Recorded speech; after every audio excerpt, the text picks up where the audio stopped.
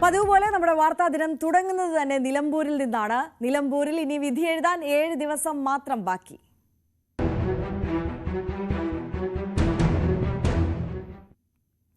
അപ്പോൾ നിലമ്പൂർ ഷോയുമായി അവിടെ നിന്ന് അപർണ കുറുപ്പും CV അനുമോദും VV അരുണും റെഡിയായി നിൽക്കുകയാണ്. നമുക്ക് സമയം കളയാതെ അവരുടെ അടുത്തേക്ക് തന്നെ പോകാം. Aparna, good morning. ഈ ജമാഅത്തെ PDP പിന്തുണകളൊക്കെ മുന്നണികളെ അത് അവർക്ക് തിരിച്ചടിയാകുമോ എന്നുള്ള ഒരു ആശങ്കയാണ്. കഴിഞ്ഞ 2 ദിവസങ്ങളായി നമ്മൾ അതുമായി ബന്ധപ്പെട്ട വാർത്തകൾ ഇങ്ങനെ നിരന്തരം പുതുതായി പ്രേക്ഷകരിലേക്ക് എത്തിച്ചുകൊണ്ടിരിക്കുകയാണ്. ഇന്ന് നിലമ്പൂരിൽ ഈ വിഷയങ്ങളൊക്കെ ഏത് തരത്തിലാണ് ചർച്ചയാകാൻ പോകുന്നത്? നിലമ്പൂരിന്റെ പൾസ് അതെങ്ങനെയാണ്?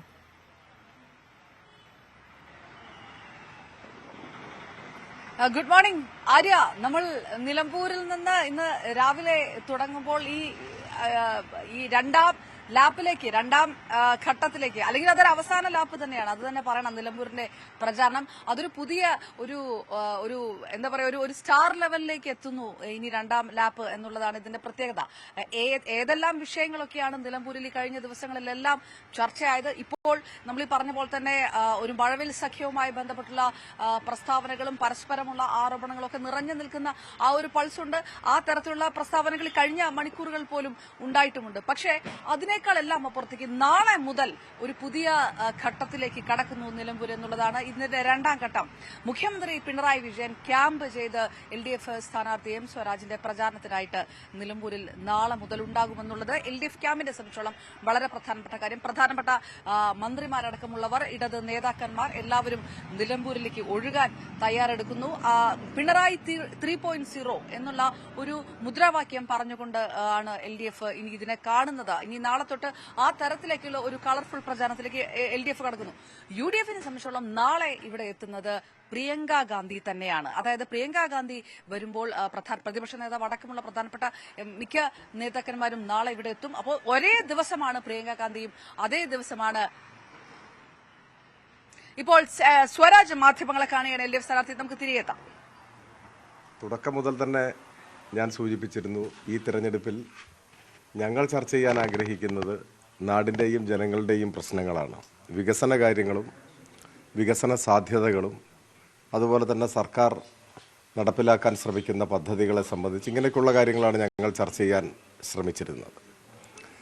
ഒരു തെരഞ്ഞെടുപ്പിൽ ജനാധിപത്യപരമായ ഒരു സംവാദം അർത്ഥപൂർണമാവുക അങ്ങനെയാണ് വികസിക്കേണ്ടത്. എന്നാൽ വിവാദങ്ങൾ ഉയർത്തിക്കൊണ്ടുവരാനുള്ള ശ്രമം നല്ലതുപോലെ പല ഭാഗത്തുനിന്നും ഉണ്ടായിരുന്നു. അതൊന്നും പക്ഷേ ഞങ്ങളെ അങ്ങനെ ബാധിച്ചിട്ടില്ല. ഞങ്ങൾ ജനങ്ങളുമായി സംവദിച്ചത് മുൻപ് പറഞ്ഞ കാര്യങ്ങൾ തന്നെയാണ്. അപ്പോൾ നിങ്ങൾ സ്ഥാനാർത്ഥി പര്യടന പരിപാടികളിലൊക്കെ വന്നിട്ടുള്ളവർക്കറിയാം, ഏതെങ്കിലും തരത്തിലുള്ള വിവാദ പ്രസ്താവനകളോ വ്യക്തിപരമായ അധിക്ഷേപങ്ങളോ ആരോപണങ്ങളോ ഞങ്ങളുടെ ഭാഗത്തൊന്നും ഉണ്ടായിട്ടേയില്ല. അപ്പോൾ വലിയ നേതാക്കന്മാരെല്ലാം വരുമ്പോൾ സ്വാഭാവികമായിട്ടും നാട് പ്രതീക്ഷിക്കുന്നത്. LDF സ്ഥാനാർത്ഥി M സ്വരാജ് നിലമ്പൂരിൽ മാധ്യമങ്ങളെ കാണുകയാണ്. സ്ഥിരം വാർത്താ സമ്മേളനത്തിനു ശേഷം സ്വരാജ് പറയുന്നത് ഇത് വിവാദങ്ങൾ ഉയർത്തിപ്പിടിക്കാനുള്ള സമയമുണ്ടായി. കഴിഞ്ഞ തവണ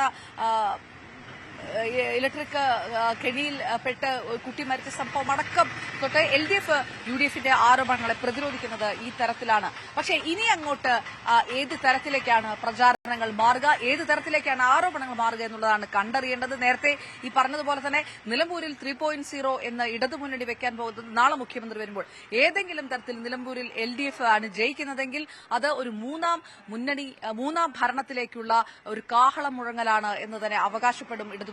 അതുകൊണ്ട് അത് LDFിനെ സംബന്ധിച്ചോളം ഇനി ആ ഘട്ടത്തിലേക്ക് അത് കൊണ്ടുപോകുക എന്നുള്ള വളരെ പ്രധാനപ്പെട്ട കാര്യം. മുഖ്യമന്ത്രി വരുന്നത് കൊണ്ട് തന്നെ മുഖ്യമന്ത്രിയുടെ മലപ്പുറം പരാമർശം എടുത്ത് ആയുധമാക്കുക, എല്ലാ ആയുധങ്ങളും എടുത്ത് ഉപയോഗിച്ചുകൊണ്ടിരിക്കുന്ന ഒരു തെരഞ്ഞെടുപ്പാണ് ഇത്. മുഖ്യമന്ത്രിയുടെ പരാമർശം പ്രധാന വിഷയമായിട്ട് ഉയർത്താൻ UDF ശ്രമിക്കും. പ്രിയങ്ക ഗാന്ധി വരുമ്പോൾ അത് സ്വാഭാവികമായിട്ടും അത് കേന്ദ്ര സർക്കാരിനെതിരായിട്ടുള്ള വിമർശനങ്ങൾ കൂടി ഇതിനകത്ത് വരും. ആ തരത്തിലേക്ക് UDF അത് കൊണ്ടുപോകും. അങ്ങനെ 2 തരത്തിൽ വലിയ കയ്യിലുള്ള എല്ലാ ആയുധങ്ങളും ആവനാഴിയിൽ നിന്ന് എടുത്തുകൊണ്ട് പ്രയോഗിച്ചുകൊണ്ടുള്ള ഒരു തെരഞ്ഞെടുപ്പ് ഘട്ടത്തിലേക്ക്, ഒരു അവസാന ലാപ്പിലേക്ക് കടക്കും നിലമ്പൂർ. നമുക്ക് ഇപ്പോൾ ഈ മിനിറ്റിൽ ഏതായാലും മഴവിൽ സഖ്യം, ഈ പല വിവാദങ്ങൾ, അൻവർ എഫക്ട് തൊട്ട് ചർച്ചയായിട്ടുള്ള നിലമ്പൂർ തെരഞ്ഞെടുപ്പിൽ ഏറ്റവും കൂടുതൽ ദിവസം നിന്നിരിക്കുന്നത് മഴവിൽ സഖ്യവുമായിട്ട് ബന്ധപ്പെട്ടുള്ള പ്രസ്താവനകളും പ്രതികരണങ്ങളും ആരോപണങ്ങളും ഒക്കെയാണ്. ഇന്നലെ CPM സംസ്ഥാന സെക്രട്ടറി MV ഗോവിന്ദൻ പലതവണ രൂക്ഷമായ വിമർശനങ്ങൾ നടത്തുന്നു. ഇന്നലെ അദ്ദേഹം നമ്മളോട് തന്നെ പ്രതികരിച്ചിരിക്കുന്നത് കത്തോലിക്ക കോൺഗ്രസിന്റെ വിമർശനവുമായിട്ട് ബന്ധപ്പെട്ട് കത്തോലിക്ക കോൺഗ്രസ് UDF-നെതിരെ ശക്തമായ നിലപാടെടുത്തിരിക്കുമ്പോൾ ഇതൊരു തുടക്കം മാത്രമാണ്. ഇങ്ങനെ ഇതൊരു ദൂരവ്യാപകമായിട്ടുള്ള ഒരു പ്രത്യാഘാതം വരാനിരിക്കുകയാണ്. അതിന്റെ തുടക്കമാണ് കത്തോലിക്ക കോൺഗ്രസിന്റെ UDF-നെതിരെയുള്ള വിമർശനം. ഇനി മുന്നണിക്കകത്ത് തന്നെ ഉണ്ട് ഭിന്നിപ്പ് എന്ന് CPM സംസ്ഥാന സെക്രട്ടറി പറയുമ്പോൾ എടുത്ത് ചോദിക്കേണ്ട ഒരു വിഷയം എന്ന് പറയുന്നത് ലീഗുമായി ബന്ധപ്പെട്ട് ജമാഅത്തെ ഇസ്ലാമിയും ലീഗുമായിട്ടുണ്ടായിട്ടുള്ള ഒരു റിഫ്റ്റ് അത് ഏതെങ്കിലും തരത്തിൽ പ്രചാരണത്തെ ബാധിച്ചിട്ടുണ്ടോ എന്നൊരു ചോദ്യം ഉണ്ടായിരുന്നു. അത് നമ്മൾ ഇന്നലെ കോൺഗ്രസ് നേതാക്കളോട് ചോദിച്ചാണ്. പക്ഷെ അങ്ങനെയല്ല, ലീഗ് വളരെ സജീവമാണ്. മാത്രമല്ല ഇവിടെ ജയിക്കുക എന്നുള്ളത് കോൺഗ്രസിനെ പോലെ തന്നെ ലീഗിനും വളരെ പ്രാധാന്യം ഉള്ള ഒരു കാര്യമാണ്, വളരെ അത്യന്താപേക്ഷിതമായ ഒരു കാര്യമാണ്. അതുകൊണ്ട് പ്രചാരണത്തിൽ നിന്നും എവിടെയെങ്കിലും ഒരു പിന്നോക്കം ഒരു പോക്കുണ്ടായിട്ടില്ല. പക്ഷേ MV ഗോവിന്ദൻ പറയുന്നു ഇനിയും ഭിന്നിപ്പുണ്ടാകും. അത് വരും ദിവസങ്ങളിൽ നിങ്ങൾ കാണും UDF-ൽ ഉണ്ടാകുന്ന ഭിന്നിപ്പ് എന്നുള്ളതാണ്. CPM സംസ്ഥാന സെക്രട്ടറി നമ്മളോട് തന്നെ പ്രതികരിച്ചാണ്. നമുക്ക് ആ വാക്കിൽ നിന്ന് തുടങ്ങാം. കത്തോലിക്ക കോൺഗ്രസിന് ഒരു വിമർശനം വന്നിട്ടുണ്ടല്ലോ ഇപ്പം UDF-നെതിരായിട്ട് വെൽഫെയർ പാർട്ടിയുമായിട്ട് ബന്ധപ്പെട്ട്. അതിൽ ഒറ്റ കാര്യം എനിക്ക് പറയാനുള്ളൂ, ദൂരവ്യാപകമായ ഫലം ഉളവാക്കുന്ന ഒന്നാണ് വർഗീയ മുന്നണിയുണ്ടാക്കി UDF ഈ തെരഞ്ഞെടുപ്പിൽ പരസ്യമായിട്ട്, ഇതേവരെ രഹസ്യമായിട്ടാണ്, ഇപ്പോൾ പരസ്യമായിട്ട് തന്നെ ജമാഅത്തെ ഇസ്ലാമിക്ക് അനുകൂലമായ നിലപാട് സ്വീകരിച്ചിരിക്കുകയാണ്. ആ സ്വീകരിച്ച നിലപാടിനെതിരായിട്ട് അവരുടെ മുന്നണിക്കകത്തും പുറത്തും ഒക്കെ അതിശക്തിയായ രീതിയിലുള്ള നിലപാട് ജനങ്ങളുടെ ഭാഗത്തുണ്ടാവും എന്ന കാര്യത്തിൽ യാതൊരു സംശയമില്ല. കത്തോലിക്ക കോൺഗ്രസിൻ്റെയൊക്കെ നിലപാട് അതിശക്തിയായ രീതിയിലാണ്, വിമർശനാത്മകമായ രീതിയിലാണ് മുന്നോട്ടേക്ക് വന്നിട്ടുള്ളത്. ഈ മുനമ്പം വിഷയത്തിലൊക്കെ ഒരുപക്ഷെ ഇടതുപക്ഷത്തിനെതിരെ കത്തോലിക്ക കോൺഗ്രസ് നിലപാടെടുത്തിട്ടുണ്ട്. അതൊക്കെ ഒന്ന് മയപ്പെടുന്നു ഇപ്പോൾ. അങ്ങനെ ഒരു ഞങ്ങൾ മുനമ്പ് പ്രശ്നത്തിൽ ഉൾപ്പെടെ അവിടെ താമസിച്ചുകൊണ്ടിരിക്കുന്ന ഒരു മനുഷ്യനെയും ഒഴിവാക്കാൻ പാടില്ല എന്ന് ആദ്യ ദിവസം പറഞ്ഞ ഒരാളാണ് ഞാൻ. ഒരാളെയും ഒഴിവാക്കുന്ന പ്രശ്നമില്ല. ഗവൺമെൻറ്റും അതിൽ ഉറച്ചു നിൽക്കുകയാണ്, CPIM ഉറച്ച നിലപാടിലാണ്. അതെ, നമുക്ക് CV അനുമോദിലേക്ക് പോകാം. CV അനുമോദ് ഇന്നലെ കത്തോലിക്ക കോൺഗ്രസുമായിട്ട് ബന്ധപ്പെട്ട പ്രതികരണം എടുക്കുക കൂടി ചെയ്തതാണ്. അനുമോദ്, കത്തോലിക്ക കോൺഗ്രസ് ഈ വിഷയത്തിനകത്ത് ഏതെങ്കിലും തരത്തിലുള്ള ഒരു മയപ്പെട്ട ഒരു പരാമർശമല്ല നടത്തിയിരിക്കുന്നത്. ആ പരാമർശം UDF-നകത്ത് ഇനി ഉണ്ടാകാൻ പോകുന്ന ഒരു പൊട്ടിത്തെറിയുടെ സൂചന മാത്രമാണെന്ന് CPM സംസ്ഥാന സെക്രട്ടറി പറയുന്നത്. അദ്ദേഹം ഒരു പുഴ മുന്നേ എറിയുന്നതാണോ രാഷ്ട്രീയപരമായിട്ടൊരു ചോദ്യം അവിടെ നിൽക്കട്ടെ. പക്ഷേ UDF-നകത്ത് ചില ഭിന്നതകൾ ഇതുമായി ബന്ധപ്പെട്ടില്ലേ? ജമാഅത്തെ ഇസ്ലാമി ബന്ധവുമായി ബന്ധപ്പെട്ട് UDF-നകത്തുള്ള ഭിന്നത, ലീഗ് പോലും ഇത്തരം പഴയ പല കാര്യങ്ങളും ചർച്ച ചെയ്യപ്പെടാൻ ഇഷ്ടപ്പെടുന്നില്ല, കോൺഗ്രസിന്റെ തീരുമാനത്തിനൊപ്പം നിൽക്കുന്നു എന്ന തരത്തിലുള്ള വ്യാഖ്യാനങ്ങളൊക്കെയാണ് വരുന്നത്. ഈ വരുന്ന വലിയ തരത്തിലുള്ള ഒരു പ്രസ്താവനകൾ, അതിൽ LDF ഉറച്ചു നിൽക്കുക തന്നെ ചെയ്യുമ്പോൾ എങ്ങനെ ഇത് UDF പ്രതിരോധിക്കുന്നു? പ്രചാരണങ്ങളിൽ ആ തരത്തിലുള്ള നീക്കങ്ങൾ നടക്കുന്നുണ്ടോ?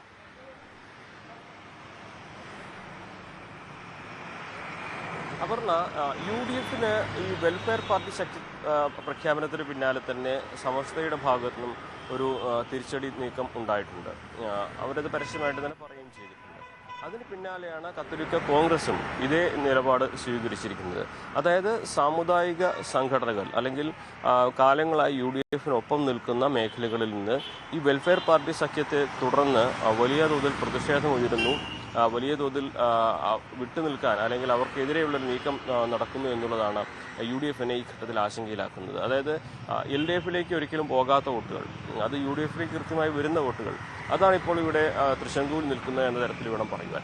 അത് LDF-ലേക്ക് പോകില്ല എന്ന് ഉറപ്പുള്ളത് കൊണ്ടാണ് ഈ CPM അത്തരത്തിൽ ഇതിനെ സ്വാഗതം ചെയ്യുന്നത്. കാരണം അവർക്ക് കിട്ടുകയില്ല, UDF-നും കിട്ടുകയില്ല. സ്വാഭാവികമായിട്ടും അങ്ങനെ ഒരു നിലപാടെടുക്കുന്നത് LDF-നെ സംബന്ധിച്ച് ഈ ഘട്ടത്തിൽ അവരുടെ UDF-ന്റെ വോട്ട് കുറയ്ക്കുന്ന സാഹചര്യം തീർക്കും.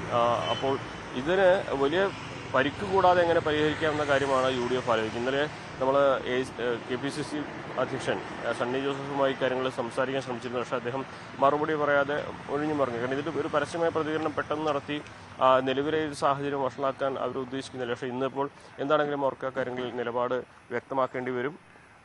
കാരണം ഇന്ന് ഈ ഒരു വിഷയം തന്നെയായിരിക്കും മുഖ്യമായും പ്രചാരണ വിഷയമാവുക.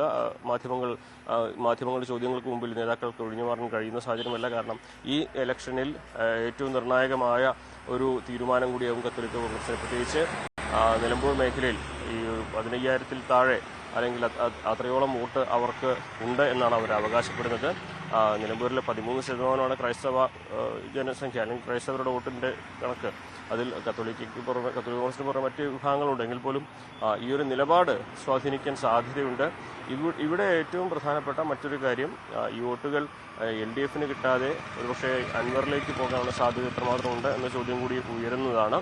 കാരണം മലയോര മേഖലയിലെ പ്രശ്നങ്ങളും ആ വിഷയങ്ങളും ഏറ്റവും ആദ്യം അഡ്രസ്സ് ചെയ്തത് അല്ലെങ്കിൽ പറയാൻ തുടങ്ങിയത് അൻവറാണ്.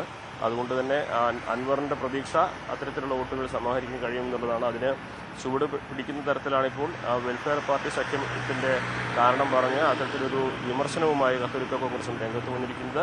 ഇത് UDF-നെ സംബന്ധിച്ച് തലവേദന ഉണ്ടാകുന്ന സാഹചര്യം തന്നെയാണ്. മുസ്ലിം വിഭാഗങ്ങളിലെ സംഘടനാ വോട്ടുകളും അതോടൊപ്പം തന്നെ ക്രിസ്തീയ മേഖലയിലെ വോട്ടുകളും വെൽഫെയർ പാർട്ടി സഖ്യത്തിൻ്റെ പേരിൽ UDF-ന് ലഭിക്കാതെ വരുന്ന ഒരു സാഹചര്യം ഉണ്ടാകുമെന്ന അവസ്ഥ. അത് പരിഹരിക്കാനുള്ള ശ്രമം UDF-ന്റെ ഭാഗത്ത് നടക്കുന്നുണ്ട്. പക്ഷേ ഇത് എത്രത്തോളം ഈ ഘട്ടത്തിൽ മുന്നോട്ട് പോകുമെന്നുള്ളത് കണ്ടു തന്നെ അറിയേണ്ടതാണ്. അപർണ. ശരിക്കും തീർച്ചയായിട്ടും അനുമതി. നമുക്ക് അതിലേക്ക് വരുന്നതിന് മുൻപ് ഈ KT ജലീലിന്റെ പ്രതികരണമാണ് കണ്ടത്. KT ജലീൽ ഈ വിഷയത്തിനകത്ത് പറഞ്ഞിരിക്കുന്നത് സാദിഖ് അലി ശിഹാബ് തങ്ങളെ കൊണ്ട് ഹാഗിയ സോഫിയ ലേഖനം എഴുതിച്ചത് ജമാഅത്തെ ഇസ്ലാമിയാണെന്നുള്ള പ്രതികരണം KT ജലീൽ നടത്തിയിരിക്കുന്നു. സ്വാഭാവികമായിട്ടും ക്രൈസ്തവ സമൂഹത്തിന് പലതരത്തിലുള്ള വിഷമങ്ങളുണ്ടായ സംഭവമാണ്. ആ തരത്തിലുള്ള പ്രതികരണങ്ങൾ വന്നതാണ്. ഇത് ഈ കത്തോലിക്ക കോൺഗ്രസ് എടുത്തിരിക്കുന്ന നിലപാടിൽ ഈ തരത്തിൽ, അതായത് ജമാഅത്തെ ഇസ്ലാമിയുമായിട്ടുള്ള UDF-ന്റെ ഈ പുതിയ ബാന്ധവം കത്തോലിക്ക കോൺഗ്രസിനെ സംബന്ധിച്ചോളം ഒരു പഴയ മുറിവ് കൂടിയാണ് ഉണർത്തി വിട്ടിരിക്കുന്നത് എന്ന് KT ജലീൽ പ്രതികരിക്കുന്ന ഒരു സാഹചര്യം കൂടിയുണ്ട്. അതിൽ കൂടി ഇന്ന് മറുപടികൾ വരാനുള്ള സാധ്യത. ജലീലിന്റെ പ്രതികരണത്തിലേക്ക് പോയ ശേഷം ഹാഗിയ സോഫിയ വിഷയത്തിൽ അവിടേക്ക് ക്രൈസ്തവർ ഇനി ആരാധനക്കായി പ്രവേശിക്കാൻ പാടില്ല എന്നുള്ള തീരുമാനത്തെ ശക്തമായി അനുകൂലിച്ചുകൊണ്ട് ഒരു ലേഖനം തന്നെ സാദിഖ് അലി ശിഹാബ് തങ്ങൾ എഴുതുകയുണ്ടായി. അതിന്റെ പിന്നണിയിൽ പ്രവർത്തിച്ചവരും ജമാഅത്തെ ഇസ്ലാമിക്കാരാണ്. ആ ജമാഅത്തെ ഇസ്ലാമിയെ എന്തടിസ്ഥാനത്തിലാണ് കോൺഗ്രസ് കൂടെ കൂട്ടുന്നത്?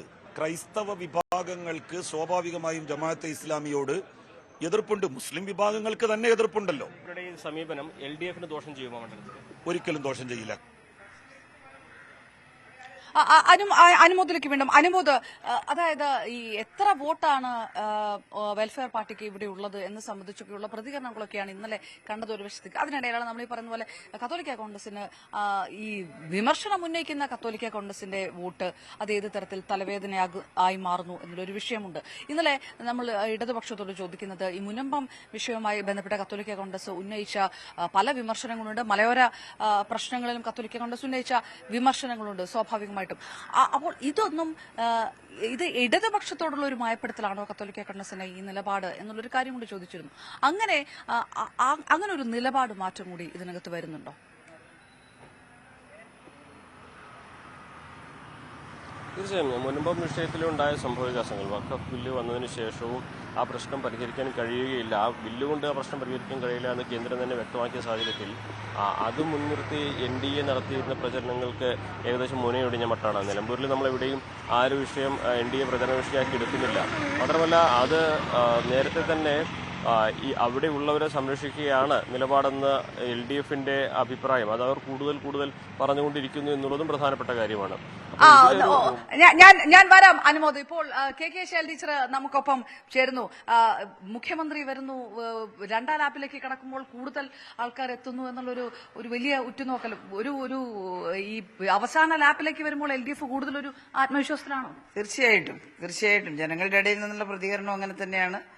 മുഖ്യമന്ത്രിയും വരുന്നുണ്ട്, അതുപോലെ നേതാക്കന്മാർ മിക്കവാറും ഇവിടെയുള്ള PBI മെമ്പർമാരും നേതാക്കന്മാരും എല്ലാം ഇവിടെ ഇലക്ഷൻ എത്തിച്ചേരുന്നുണ്ട്. അപ്പോൾ അതിന്റെ എല്ലാം ഒരു ആവേശമുണ്ട്. ഇന്നിപ്പം സ്ഥാനാർത്ഥി പര്യടനം ഈ നിലമ്പൂർ നഗരസഭയിലാണ് ഞങ്ങളുടെ. അപ്പോൾ അതിന്റെ ഒരുക്കങ്ങൾ നടത്തുകയാണ്. ഞങ്ങളെല്ലാം അതുമായി ബന്ധപ്പെട്ട പ്രവർത്തനത്തിലാണ്.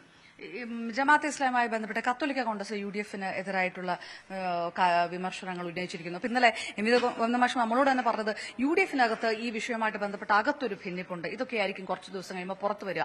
അങ്ങനെ ദൂരവ്യാപകമായ അങ്ങനെ LDF കാണുന്നുണ്ടോ? ഈ മുന്നണിക്കകത്തൊരു പിളർപ്പ് വരും ഇതുമായിട്ട് ബന്ധപ്പെട്ട് എന്നൊക്കെ കരുതുന്നുണ്ടോ? ഞങ്ങളിപ്പോൾ അവരുടെ മുന്നണിക്കകത്ത് എന്താ സംഭവിക്കുന്നത് നോക്കുന്നേ ഇല്ല. കാരണം ഞങ്ങൾ പറഞ്ഞിട്ടുള്ളത് വളരെ വ്യക്തമായിട്ടുള്ള കാര്യമാണ്. അതിൽ ഞങ്ങൾ പറഞ്ഞത് ഈ മതരാഷ്ട്രവാദം അത് ലോകത്ത് എവിടെയായാലും അപകടമാണ്.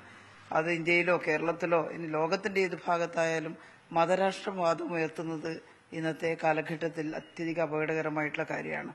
അങ്ങനെ പറയുന്ന ആളുകളെ മാറ്റി നിർത്തുക എന്നുള്ളത് മാത്രമേ നമ്മൾ കാണുന്നുള്ളൂ. അല്ലാതെ ഞങ്ങൾക്ക് ഏതെങ്കിലും മറ്റു വ്യക്തികളോടോ അങ്ങനെയുള്ള യാതൊരു ആ വാദത്തെയാണ് ഞങ്ങൾ എതിർക്കുന്നത്. അതാണ് ബഹുമാനപ്പെട്ട മുഖ്യമന്ത്രിയും പാർട്ടി നേതാക്കളും ഗോവിന്ദ മാഷും എല്ലാം പറഞ്ഞിട്ടുള്ളത്. അതാണ് ഈ PDPക്ക് ആ കാര്യമായിട്ടൊരു വോട്ട് തന്നെ ഈ മണ്ഡലത്തിലില്ല. പക്ഷെ PDPയോടുള്ള LDFന്റെ ഈ നിലപാട് അത് വലിയ വിമർശനങ്ങൾ ക്ഷണിച്ചു വരുത്തുന്നു. അത് വേണ്ടിയിരുന്നു എന്ന് തന്നെ കരുതുന്നുണ്ടോ? ഞങ്ങൾ വോട്ട് കിട്ടാൻ വേണ്ടി ആരെങ്കിലും പ്രീണിപ്പിക്കുക എന്നുള്ളതല്ല സമീപനം. ഇവിടെ വോട്ടുണ്ടോ ഇല്ലയോ എന്നുള്ളത് വിഷയമല്ല. ബഹുമാനപ്പെട്ട മുഖ്യമന്ത്രി PDPയെ കുറിച്ചുള്ള അഭിപ്രായം പറഞ്ഞിട്ടുണ്ട്, വളരെ വ്യക്തമായിട്ട് പറഞ്ഞിട്ടുണ്ട്. അപ്പോ അവർക്ക് ഇവിടെ വോട്ടുണ്ടോ ഇല്ലയോ എന്നുള്ളതല്ല, ഓരോരുത്തരും പ്രതിനിധാനം ചെയ്യുന്ന ആശയം ഈ സമൂഹത്തിന് എന്ത് ഗുണമാണ് എന്ത് ദോഷമാണ് ഉണ്ടാക്കുക എന്നതാണ് ഞങ്ങളെ സംബന്ധിച്ചിടത്തോളം ആത്യന്തികമായിട്ട് വിഷയം. കാരണം സമൂഹത്തിന് വലിയ അപകടം ചെയ്യുന്ന ആശയം ആര് പ്രചരിപ്പിക്കുന്നുവോ അവരെ കൂടെ നിർത്താൻ സാധിക്കില്ല. ഇപ്പം ഞങ്ങൾ മാത്രമല്ല, ഇപ്പോ സമസ്ത പറഞ്ഞിട്ടുണ്ടല്ലോ, അതുതന്നെ സുന്നി വിഭാഗത്തിൽപ്പെട്ട മുസ്ലിം സമുദായത്തിന്റെ ആളുകൾ പറഞ്ഞിട്ടുണ്ടല്ലോ. അവരൊന്നും ഒരു മുസ്ലിം രാഷ്ട്രം വേണമെന്ന് പരസ്യമായി പറഞ്ഞിങ്ങനെ വാദിക്കുന്ന ആളുകളല്ല, അങ്ങനെ വാദിക്കുന്നവരെ അല്ല. ഒരു മതേതര രാഷ്ട്രത്തിൽ ജീവിക്കാൻ ആഗ്രഹിക്കുന്നവരാണ്. എന്നാൽ അവരുടേതായിട്ടുള്ള ആരാധനയും സമ്പ്രദായങ്ങളും ഒക്കെ അവർ കാത്തു സൂക്ഷിക്കുന്നുണ്ട്, അതിൽ തെറ്റില്ല. പക്ഷേ ഒരു മതരാഷ്ട്രവാദം ഉന്നയിക്കുക എന്നുള്ളത് അത് എങ്ങനെയാണ് കമ്മ്യൂണിസ്റ്റുകാരായിട്ടുള്ള ഞങ്ങൾ അംഗീകരിക്കുക? അത് ഞങ്ങൾ അംഗീകരിക്കില്ല. എന്നാൽ ഏത് മതത്തിന്റെയും ആരാധനയെയോ അവരുടെ രീതിയെയോ മനുഷ്യന് ദ്രോഹകരമല്ലാത്ത ഏത് ആരാധനയെയും അവർക്ക് തുടരുന്നതിന് അവസരം ഉണ്ടാക്കണമെന്നാണ് ഇടതുപക്ഷം പറയുന്നത്. ഈ ജമാഅത്തയുടെ പിന്തുണ രഹസ്യമായിട്ട് പലപ്പോഴും സ്വീകരിച്ചിട്ടുള്ള ഇടതുപക്ഷം ഈ പറയുന്നതിനകത്ത് ഇരട്ടത്താപ്പില്ലേ എന്ന് എടുത്തെടുത്ത് ചോദിക്കുമ്പോൾ അത് ഈ പല തെളിവുകൾ വെച്ചുകൊണ്ടാണ്, ഈ ദേശാഭിമാനിയുടെ എഡിറ്റോറിയൽ അടക്കമുള്ള തെളിവുകൾ വെച്ചുകൊണ്ട് ഇടതുപക്ഷത്തോടുള്ള ചോദ്യം ഉണ്ടല്ലോ, അതിനൊക്കെ കൃത്യമായിട്ട് മറുപടി ഉണ്ടോ? ശരി, തീർച്ചയായിട്ടും ഞങ്ങൾ പറയുന്ന വാദം ഇത് തന്നെയാണ്. അത്തരത്തിൽ പരസ്യമായ മതരാഷ്ട്രവാദം എന്ന് അവർ ഉന്നയിക്കാൻ തുടങ്ങിയോ അത് ആ സമയത്ത് ഞങ്ങൾ അവരുമായിട്ടുള്ള യാതൊരു സഖ്യത്തിനും നിന്നിട്ടില്ല.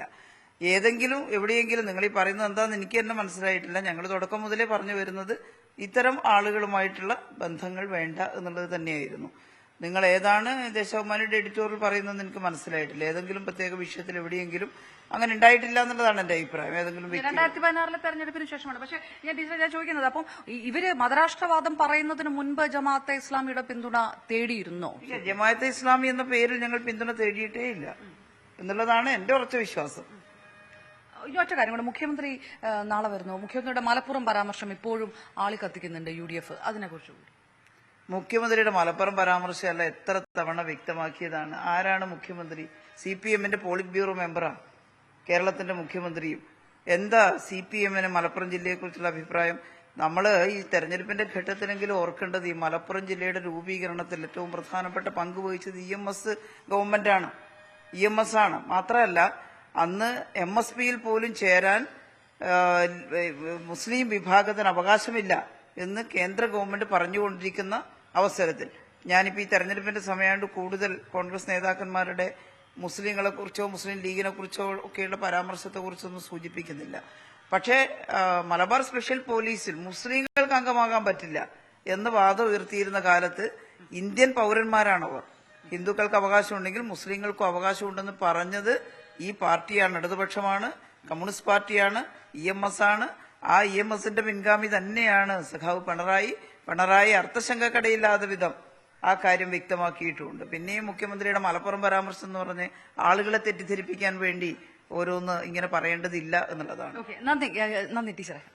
പ്രധാനത്തിലേക്ക് കെ ശൈലജ ടീച്ചറുടെ പ്രതികരണമാണ് കണ്ടത്. അതായത് ഏതെങ്കിലും തരത്തിൽ UDF നടത്തുന്ന വിമർശനങ്ങളിൽ LDF എങ്ങനെയാണ് ഇത് പ്രതിരോധിക്കുന്നത് എന്നുള്ള വ്യക്തമായ ഒരു കാര്യം കൂടി പറഞ്ഞ പോലെ തന്നെ മുഖ്യമന്ത്രി പിണറായി വിജയൻ നാളെ എത്തുന്നു നിലമ്പൂരിൽ.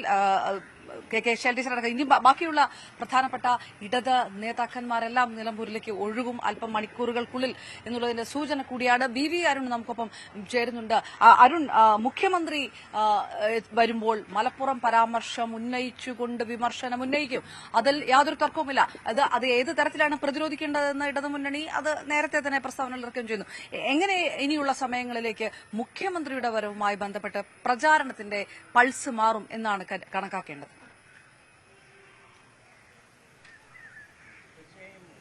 മുഖ്യമന്ത്രി നാളെ നിലമ്പൂരിൽ ആദ്യ പരിപാടിയിൽ പങ്കെടുക്കും. 3 ദിവസമാണ് മുഖ്യമന്ത്രി നിലമ്പൂർ ഉണ്ടാവുക. എല്ലാ പഞ്ചായത്തുകളിലും അദ്ദേഹത്തിൻ്റെ പൊതുപരിപാടി ഉണ്ടാകും. മറ്റ് പ്രധാനപ്പെട്ട വ്യക്തികളെ ഒരുപക്ഷെ അദ്ദേഹം നേരിൽ കാണുകയും ചെയ്യുമായിരിക്കും. ഏതായാലും മുഖ്യമന്ത്രിയുടെ വരവിന് മുന്നോടിയായി മലപ്പുറം പരാമർശം വീണ്ടും പ്രതിപക്ഷം പൊടിതട്ടിയെടുക്കുകയാണെന്ന് വേണമെങ്കിൽ പറയാം. ഇന്നലെ സമസ്തയുടെ കോഫി ടേബിൾ ബുക്ക് പ്രകാശ ചടങ്ങ് തിരുവനന്തപുരത്താണ്. പ്രതിപക്ഷ നേതാവ് വി ഡി സതീശൻ മലപ്പുറത്തെപ്പറ്റി ചിലർ പറഞ്ഞ കാര്യങ്ങൾ ഞാൻ ഇപ്പോൾ ഇവിടെ പരാമർശിക്കുന്നില്ല എന്ന് പറഞ്ഞുകൊണ്ട് മലപ്പുറം വീണ്ടും ചർച്ചയാക്കാൻ UDF ഒരുങ്ങുന്നു എന്ന ഒരു സൂചന നൽകിയത്. സ്വാഭാവികം അതിന് മറുപടി പറയുന്നു. അല്പസമയം മുമ്പ് നമ്മോട് സംസാരിച്ച ഇടതുമുന്നണി സ്ഥാനാർത്ഥി M സ്വരാജും ആ കാര്യം സൂചിപ്പിച്ചു. മലപ്പുറത്തെ പറ്റി പറഞ്ഞാൽ ആരാണ് മലപ്പുറം വിരുദ്ധ ജാഥ തീർത്തും വർഗീയമായ ഒരു ജാഥ നയിച്ചത്, ആരാണ് അതിൻ്റെ ക്യാപ്റ്റനായിരുന്നത്, എന്തായിരുന്നു ആ നിലപാടെന്നൊക്കെ വീണ്ടും പറയേണ്ടി വരും. നേരത്തെ തന്നെ ആര്യാടൻ മുഹമ്മദിനെതിരെയും അതുപോലെ തന്നെ കോൺഗ്രസിൻ്റെ അന്നത്തെ നിലപാടിനെതിരെയുമൊക്കെ ഈ മലപ്പുറം ജില്ലാ രൂപീകരണത്തിനെതിരെയുള്ള നിലപാടിനെതിരെയുമൊക്കെ CPM പ്രചരണം സംഘടിപ്പിച്ചതാണ്. ഏതായാലും ആ വിഷയം വീണ്ടും കോൺഗ്രസ് ആ വിഷയം ചർച്ചയാക്കിയാൽ അത് വീണ്ടും ചർച്ചയാക്കാൻ തങ്ങളും തയ്യാറെന്ന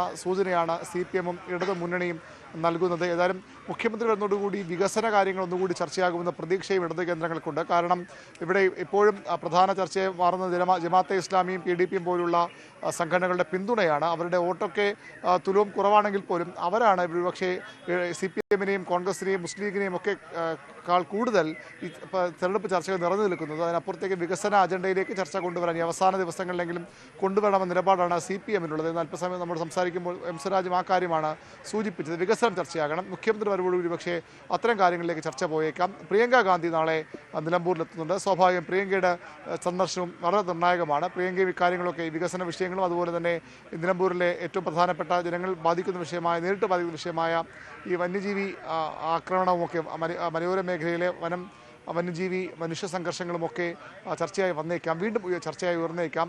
ഈ കേന്ദ്രത്തിൻ്റെ പുതിയ മറുപടിയും ഈ വന്യമൃഗങ്ങളെ കൊല്ലാനുള്ള അധികാരം നൽകണമെന്ന സംസ്ഥാനത്തിൻ്റെ ആവശ്യത്തോട് പ്രതികൂലമായി പ്രതികരിച്ച കേന്ദ്ര സർക്കാർ നടപടിയുമൊക്കെ വീണ്ടും ചർച്ചയായേക്കാം. ഏതായാലും ഇനിയുള്ള ഓരോ മണിക്കൂറും നിർണായകമാണ്. എല്ലാ തലങ്ങളിലും എല്ലാ തരത്തിലുള്ള വോട്ടുകളും സമാഹരിക്കാനാണ് രാഷ്ട്രീയ പാർട്ടികളുടെ മുന്നണികളുടെ ലക്ഷ്യം. അതുകൊണ്ടാണ് ഈ എണ്ണത്തിൽ കുറവെങ്കിലും PDP-യുടെയും അതുപോലെ തന്നെ ജമാഅത്തെ ഇസ്ലാമിയുടെയും ഒക്കെ വോട്ടുകൾ ഒക്കെ വേണ്ടി ഈ മുന്നണികൾ ഈ നിലപാടുകൾ എടുക്കുന്നത്. അത് എതിരായും അനുകൂലമായും ഒക്കെ വിമർശനങ്ങളുമായി രംഗത്ത് വരുന്നത്.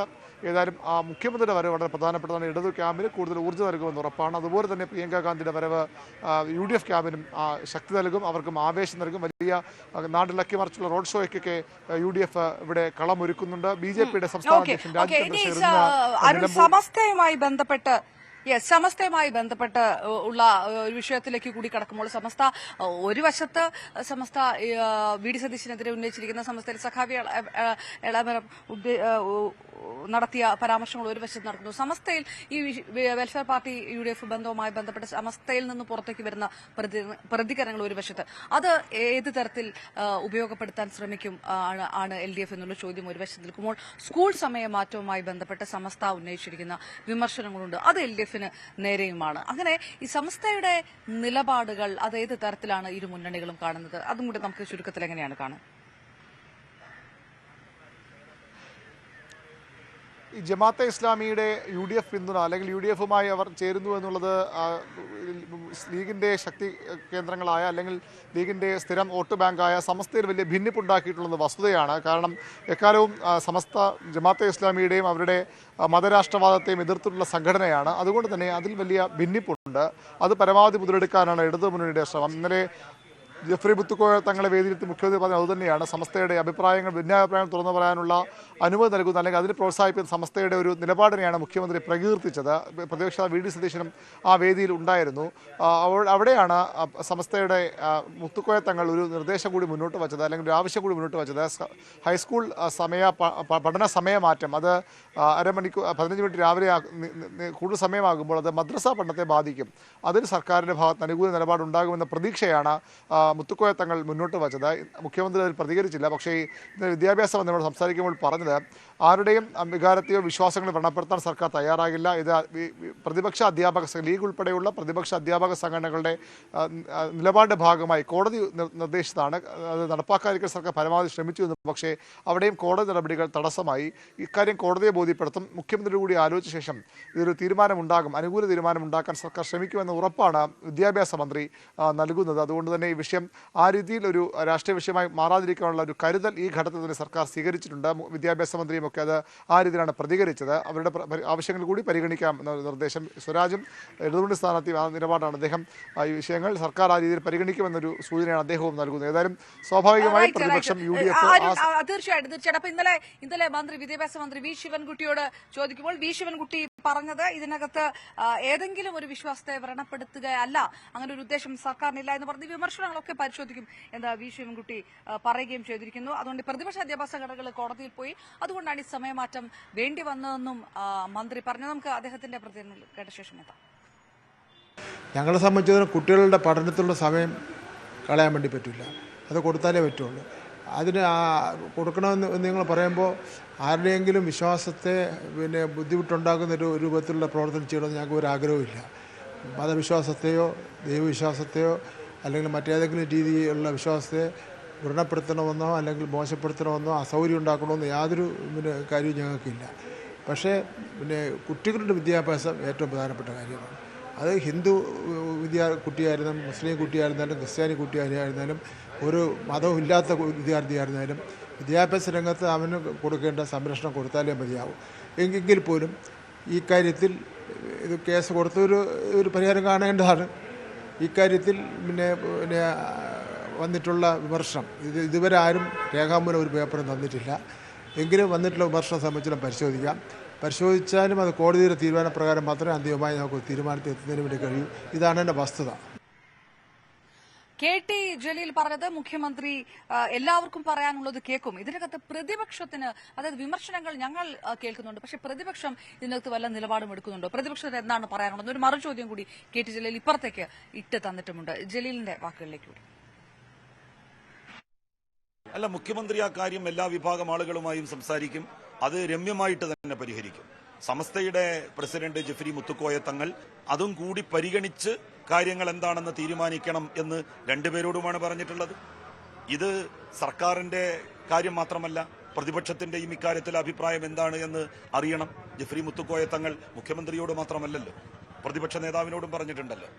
രണ്ടു കൂട്ടരും അതിനെ സംബന്ധിച്ച് ബന്ധപ്പെട്ടവരുമായി ആലോചിച്ച് രമ്യമായിട്ടുള്ളൊരു പരിഹാരം അതിന് ആർക്കും വേദനയോ വിഷമമോ ഇല്ലാത്ത രൂപത്തിൽ എടുക്കും എന്നാണ് ഞാൻ പ്രതീക്ഷിക്കുന്നത്. റൈറ്റ്, വീണ്ടും വി അരുണിലേക്ക്, അതായത് പ്രതിപക്ഷത്തിന് പറയാനുള്ളത് എന്താണ്, അതുകൂടി നിലപാടെടുക്കൂ എന്ന് KT ജലീൽ ചോദിക്കുന്ന വിഷയമുണ്ട്. അപ്പോൾ ഒരുപക്ഷെ ഇന്നുള്ള പ്രതികരണങ്ങളിൽ ഇതിൽ ഒരു കൃത്യമായിട്ടുള്ള ഒരു സ്റ്റാൻഡ് എടുക്കാൻ പ്രതിപക്ഷത്തോട് നിർബന്ധിതമായേക്കും. അങ്ങനെ അതിലൊരു തീരുമാനം ഈ തെരഞ്ഞെടുപ്പിനുള്ളിൽ ഏതെങ്കിലും ഒരു തരത്തിൽ ഒരു സോളിഡ് ആയിട്ടുള്ള ഒരു ഡിസിഷനിലേക്ക് വിദ്യാഭ്യാസ വകുപ്പിന് ഇതിനകത്ത് കടക്കാൻ കഴിയുമ്പോൾ മറ്റൊരു വിഷയമുണ്ട്.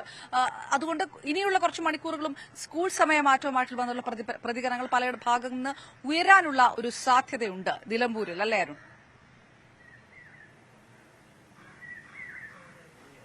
തീർച്ചയായിട്ടും അത് പ്രതിപക്ഷ സംഘടനകൾ കൂടി ഇന്നലെ വിദ്യാഭ്യാസ മന്ത്രി വി ശിവൻകുട്ടി സൂചിപ്പിച്ചതാണ്. പ്രതിപക്ഷ സംഘടന ലീഗും കോൺഗ്രസും ഉൾപ്പെടെയുള്ള പ്രതിപക്ഷ സംഘടനകൾ കൂടി അധ്യാപക സംഘടനകൾ പ്രതിപക്ഷത്തിൻ്റെ കൂടി അധ്യാപക സംഘടനകൾ കോടതിയിൽ പോയതുകൊണ്ടാണ് ഇത്തരമൊരു തീരുമാനത്തിലേക്ക് സർക്കാർ എത്താൻ നിർബന്ധിതമായത്. സർക്കാർ അതിലോട്ട് എത്താൻ താല്പര്യമുണ്ടായിരുന്നില്ല. പിന്നീട്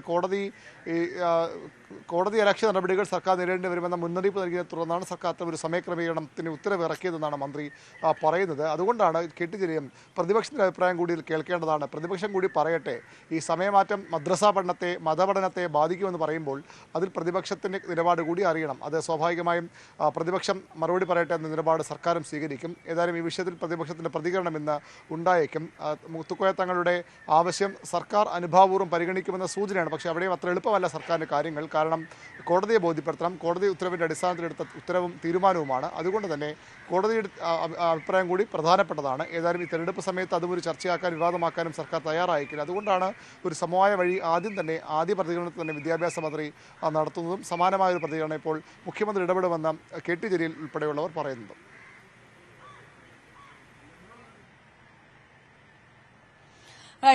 വി അരുൺ കൂടി വിവരങ്ങൾ നൽകിയത്.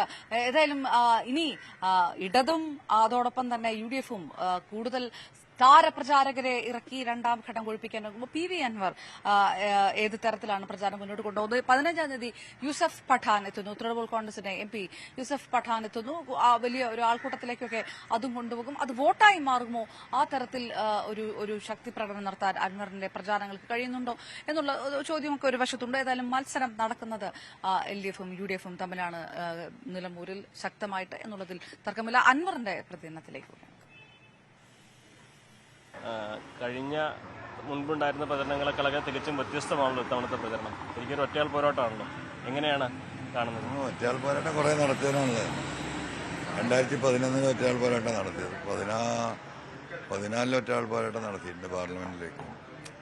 ഇപ്രാവശ്യം ഒറ്റയാളല്ല, ഇപ്രാവശ്യം ജനങ്ങളുടെ കൂടെയുണ്ട്. ജനങ്ങളോടൊപ്പം നിന്നിട്ടുള്ളൊരു ജനകീയ പോരാട്ടമായി ഇത് മാറുകയാണ്. അതിൻ്റെ റിസൾട്ട് ഉണ്ടാവും. ഇപ്പോൾ തന്നെ വെൽഫെയർ പാർട്ടി UDF-ന് പിന്തുണ പ്രഖ്യാപിച്ചതോടെ സമസ്തയുടെ 2 വിഭാഗങ്ങളും അതിനെതിരെ രംഗത്ത് വന്നിട്ടുണ്ട്. അതേപോലെ കത്തോലിക്ക കോൺഗ്രസും ഈ വിഷയത്തിൽ അവരുടെ നിലപാട് വ്യക്തമാക്കിയിട്ടുണ്ട്. അംഗീകരിക്കാനാകില്ല. ഇവിടെ ജനവിരുദ്ധമായ രാഷ്ട്രീയത്തിനെതിരെ ജനങ്ങൾ ഒത്തൊരുമിച്ച് പോകുന്ന ആ ജനങ്ങളുടെ എക്സിസ്റ്റൻസിന് വേണ്ടിയിട്ടുള്ള പോരാട്ടമാണ്. UDF-നോട് വിരോധമുള്ളവരും LDF-ന് വിരോധമുള്ളവരും വോട്ട് ചെയ്യുന്നതന്നെ ഉറപ്പിക്കും. ആ വിരോധം മാത്രമല്ലല്ലോ, ഈ വിഷയം പിണറായി ആരാ അവിടെ ഉയർത്തിയത്? ആരാണ് ഈ പോലീസിലെ ഈ പറയുന്ന ഈ വിഷയങ്ങൾ ഉയർത്തിയത്? മലയോര വിഷയങ്ങൾ ആരാ ഉയർത്തി? ആര്യാടൻ ഷൗക്കത്തിൻ്റെ എന്താ സ്ഥിതി? ജന്മത്തിൽ ഈ പിണറായി കേരളം മുഴുവൻ ചർച്ച ചെയ്യുമ്പോഴും ഇന്ന് വരെ ഒരു വാക്ക് പറയാത്തവനാണ്. 75,000 കുറയാത്ത വോട്ട് ഓരോ ദിവസവും അത് വർദ്ധിച്ചുകൊണ്ടിരിക്കും. ഒരു 35,000 വോട്ടിലേക്ക് ഒതുങ്ങും ഇടതുപക്ഷം. മുഖ്യമന്ത്രി ക്യാമ്പ് ചെയ്യാൻ പോകണം 3 ദിവസം ഇവിടെ വന്നിട്ട്. അദ്ദേഹത്തിന് ക്യാമ്പ് ചെയ്യാമല്ലോ. അദ്ദേഹം ഇവിടെ ഈ പറയുന്ന തൃക്കാക്കരയൊക്കെ ക്യാമ്പ് ചെയ്തിരുന്നല്ലോ, പാലക്കാടും ഉണ്ടായിരുന്നല്ലോ. അതൊക്കെ കഴിഞ്ഞു.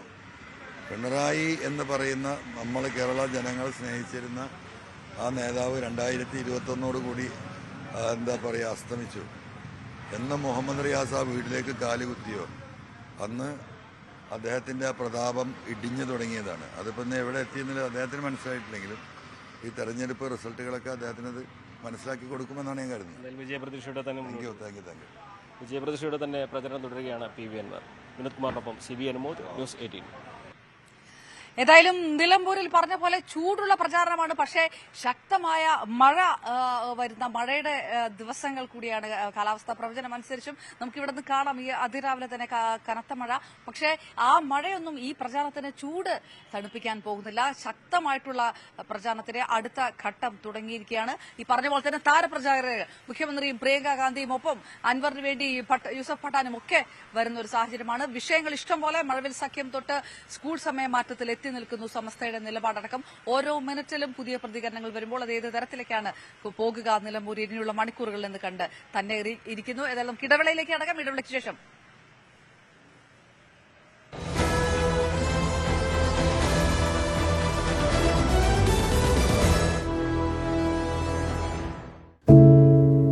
ഒരു മാധ്യമ പ്രവർത്തക എന്ന നിലയ്ക്ക് ഇപ്പോൾ ഏറ്റവും കൂടുതൽ കൈകാര്യം ചെയ്യേണ്ടി വരുന്നത് ലഹരിയുമായി ബന്ധപ്പെട്ട വാർത്തകളാണ്. കൊച്ചുകുട്ടികൾ മുതൽ യുവാക്കൾ വരെ എല്ലാവരും ഉൾപ്പെട്ടിരിക്കുന്ന ലഹരിയുടെ ഒരു വല.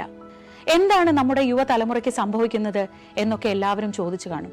പക്ഷേ അവരുടെ പ്രശ്നങ്ങളെ, അത് കുട്ടികൾ മുതൽ യുവാക്കൾ വരെ, അവരുടെ പ്രശ്നങ്ങളെ കേൾക്കുന്നതിന്, മനസ്സിലാക്കുന്നതിന്, ഒരു പരിഹാരം പറയുന്നതിന് മുതിർന്നവരായ നമുക്ക് എത്രമാത്രം കഴിയുന്നുണ്ട്? അവരിൽ ഉണ്ടാകുന്ന ചെറിയ മാറ്റങ്ങൾ നമ്മൾ തിരിച്ചറിയാറുണ്ട്. അവരുടെ ചുറ്റുമുള്ളത് ഒരു മായാലോകമാണ്. സോഷ്യൽ മീഡിയയുടെ, വീഡിയോ ഗെയിമുകളുടെ, സിനിമയുടെ, വാർത്തയുടെ വലിയ വിവരശേഖരത്തിന്റെ ലോകം. ആ ലോകത്തിനകത്ത് കുരുങ്ങിപ്പോകുന്ന കുട്ടികളെ തിരിച്ച് യഥാർത്ഥ ജീവിതത്തിലേക്ക്, മണ്ണിന്റെ മണമുള്ള ജീവിതത്തിലേക്ക് തിരിച്ചു കൊണ്ടുവരാൻ നമുക്കും കഴിയേണ്ടതല്ലേ? അവരെ കേൾക്കാൻ, അവരിൽ ഉണ്ടാകുന്ന മാറ്റങ്ങൾ തിരിച്ചറിയാൻ, അവരുടെ പ്രശ്നങ്ങൾക്ക് പരിഹാരം കാണാൻ നമുക്ക് മാത്രമേ കഴിയൂ. ചേർത്ത് പിടിക്കാം നമ്മുടെ കുട്ടികളെ. ലഹരിയുടെ വലയിൽ കുരുങ്ങാതെ അവരെ കാത്തുരക്ഷിക്കാം.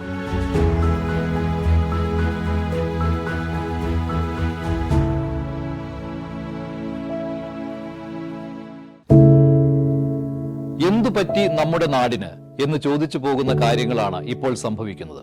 എന്തൊക്കെയാണ് നമ്മുടെ യുവതലമുറ തെരുവുകളിൽ കാട്ടിക്കൂട്ടുന്നത്? കൊല്ലാൻ പോലും മടികാട്ടാത്ത ഇവർ സ്വബോധത്താൽ ഇങ്ങനെയൊന്നും ചെയ്യില്ല. നാടിന്റെ അഭിമാനമായി വളരേണ്ട യുവത്വത്തെ ഇങ്ങനെ പോകാൻ അനുവദിച്ചുകൂടാ.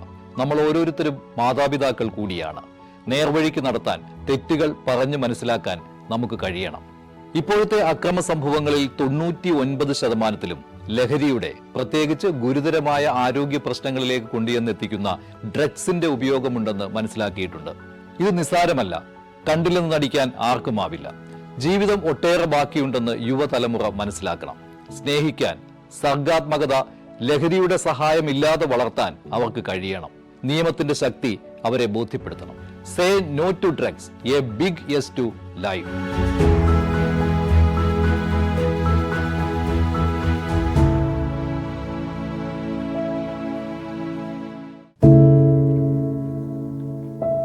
പെരുകുന്ന കുറ്റകൃത്യങ്ങളുടെ വാർത്തകൾ എല്ലാ ദിവസവും വായിച്ച് തളരുന്ന കാലമാണ് മാധ്യമപ്രവർത്തക എന്ന രീതിയിൽ ഇപ്പോൾ. അതിൽ മിക്കതിലും കാരണം ലഹരിയാണെന്നും പ്രതികളാകുന്നതും ഇരകളാകുന്നതും പുതിയ തലമുറയിലെ കുട്ടികളാണെന്ന് കൂടി പറയേണ്ടി വരുമ്പോൾ രക്ഷാകർത്താവ് എന്ന നിലയിൽ സമാധാനം പോലും കെട്ടുപോകുന്ന സമയമാണ്. ആരെയാണ് തിരുത്തുക? ആരെയാണ് നന്നാക്കുക? ഈ പുതിയ തലമുറയാണോ അതോ അവർക്ക് മാതൃകയാകേണ്ട നമ്മളെ തന്നെയാണോ? 4ാമത്തെ പെഗിൽ ഐസ് ക്യൂബ് വീഴുമ്പോൾ ഞാൻ എവിടെ എത്തുമെന്ന് പറയുന്ന നായകനെ വേണ്ട എന്ന് പറയാൻ ഒരിക്കലും നമുക്ക് കഴിഞ്ഞിട്ടില്ല. എല്ലാ പ്രതിസന്ധികളിൽ നിന്നും എഴുന്നേറ്റ് വരാൻ ലഹരി ഒപ്പം വേണമെന്നും വിഷമത്തിലും സന്തോഷത്തിലുമെല്ലാം ലഹരി കൂടെ ഉണ്ടാകണം എന്ന് പറഞ്ഞ തലമുറയാണ് നമ്മുടേത്. ലഹരിക്ക് കുടുംബ സദസ്സുകളിൽ ഉണ്ടായിരുന്ന ടാബു പോലും തുടച്ചു കളഞ്ഞ തലമുറയാണ് നമ്മുടേത്. അച്ഛനും അമ്മയും കുട്ടികളുടെ മുന്നിലിരുന്ന് മദ്യപിക്കുന്ന കാലത്ത് ഇതിലും വലിയ ലഹരിയിലേക്ക് കടക്കരുതെന്ന് കുട്ടികളോട് ആ രക്ഷിതാക്കൾക്ക് എങ്ങനെയാണ് പറയാൻ കഴിയുക? നോക്കൂ, കൈവിട്ടു പോകുന്നത് നമുക്കാണ്. അതിന്റെ വലിയ വിപത്ത് അനുഭവിക്കുന്നത് പുതിയ തലമുറയും. ലഹരിക്ക് അടിമയാകാതിരിക്കൂ, സ്വതന്ത്രരാകൂ. Live free, live drug free.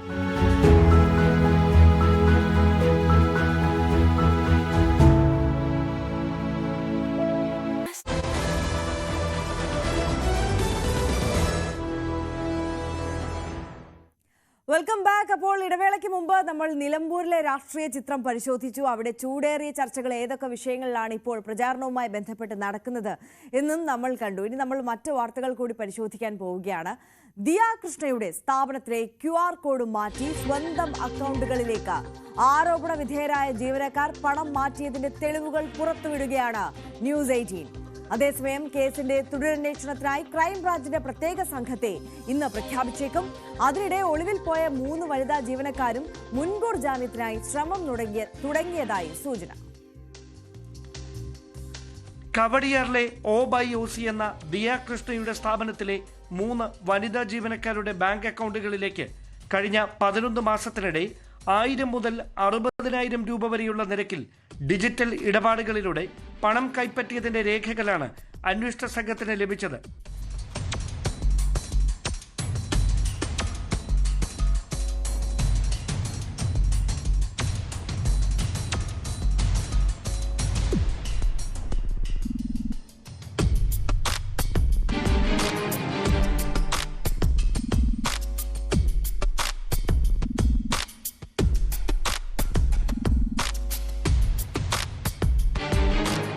Valiyathura സ്വദേശികളും സ്ഥാപനത്തിലെ ജീവനക്കാരുമായിരുന്ന രാധാകുമാരി, ദിവ്യ ഫ്രാങ്ക്ലിൻ, വിനീത ആദർശ് തുടങ്ങിയവരുടെ ബാങ്ക് അക്കൗണ്ടുകളിലേക്ക് സ്ഥാപനത്തിന്റെ QR കോഡ് മാറ്റി ഇടപാടുകാരെ തെറ്റിദ്ധരിപ്പിച്ച് പണം കൈപ്പറ്റിയതിന്റെ ഡിജിറ്റൽ രേഖകളാണ് അന്വേഷണ സംഘം വീണ്ടെടുത്തത്.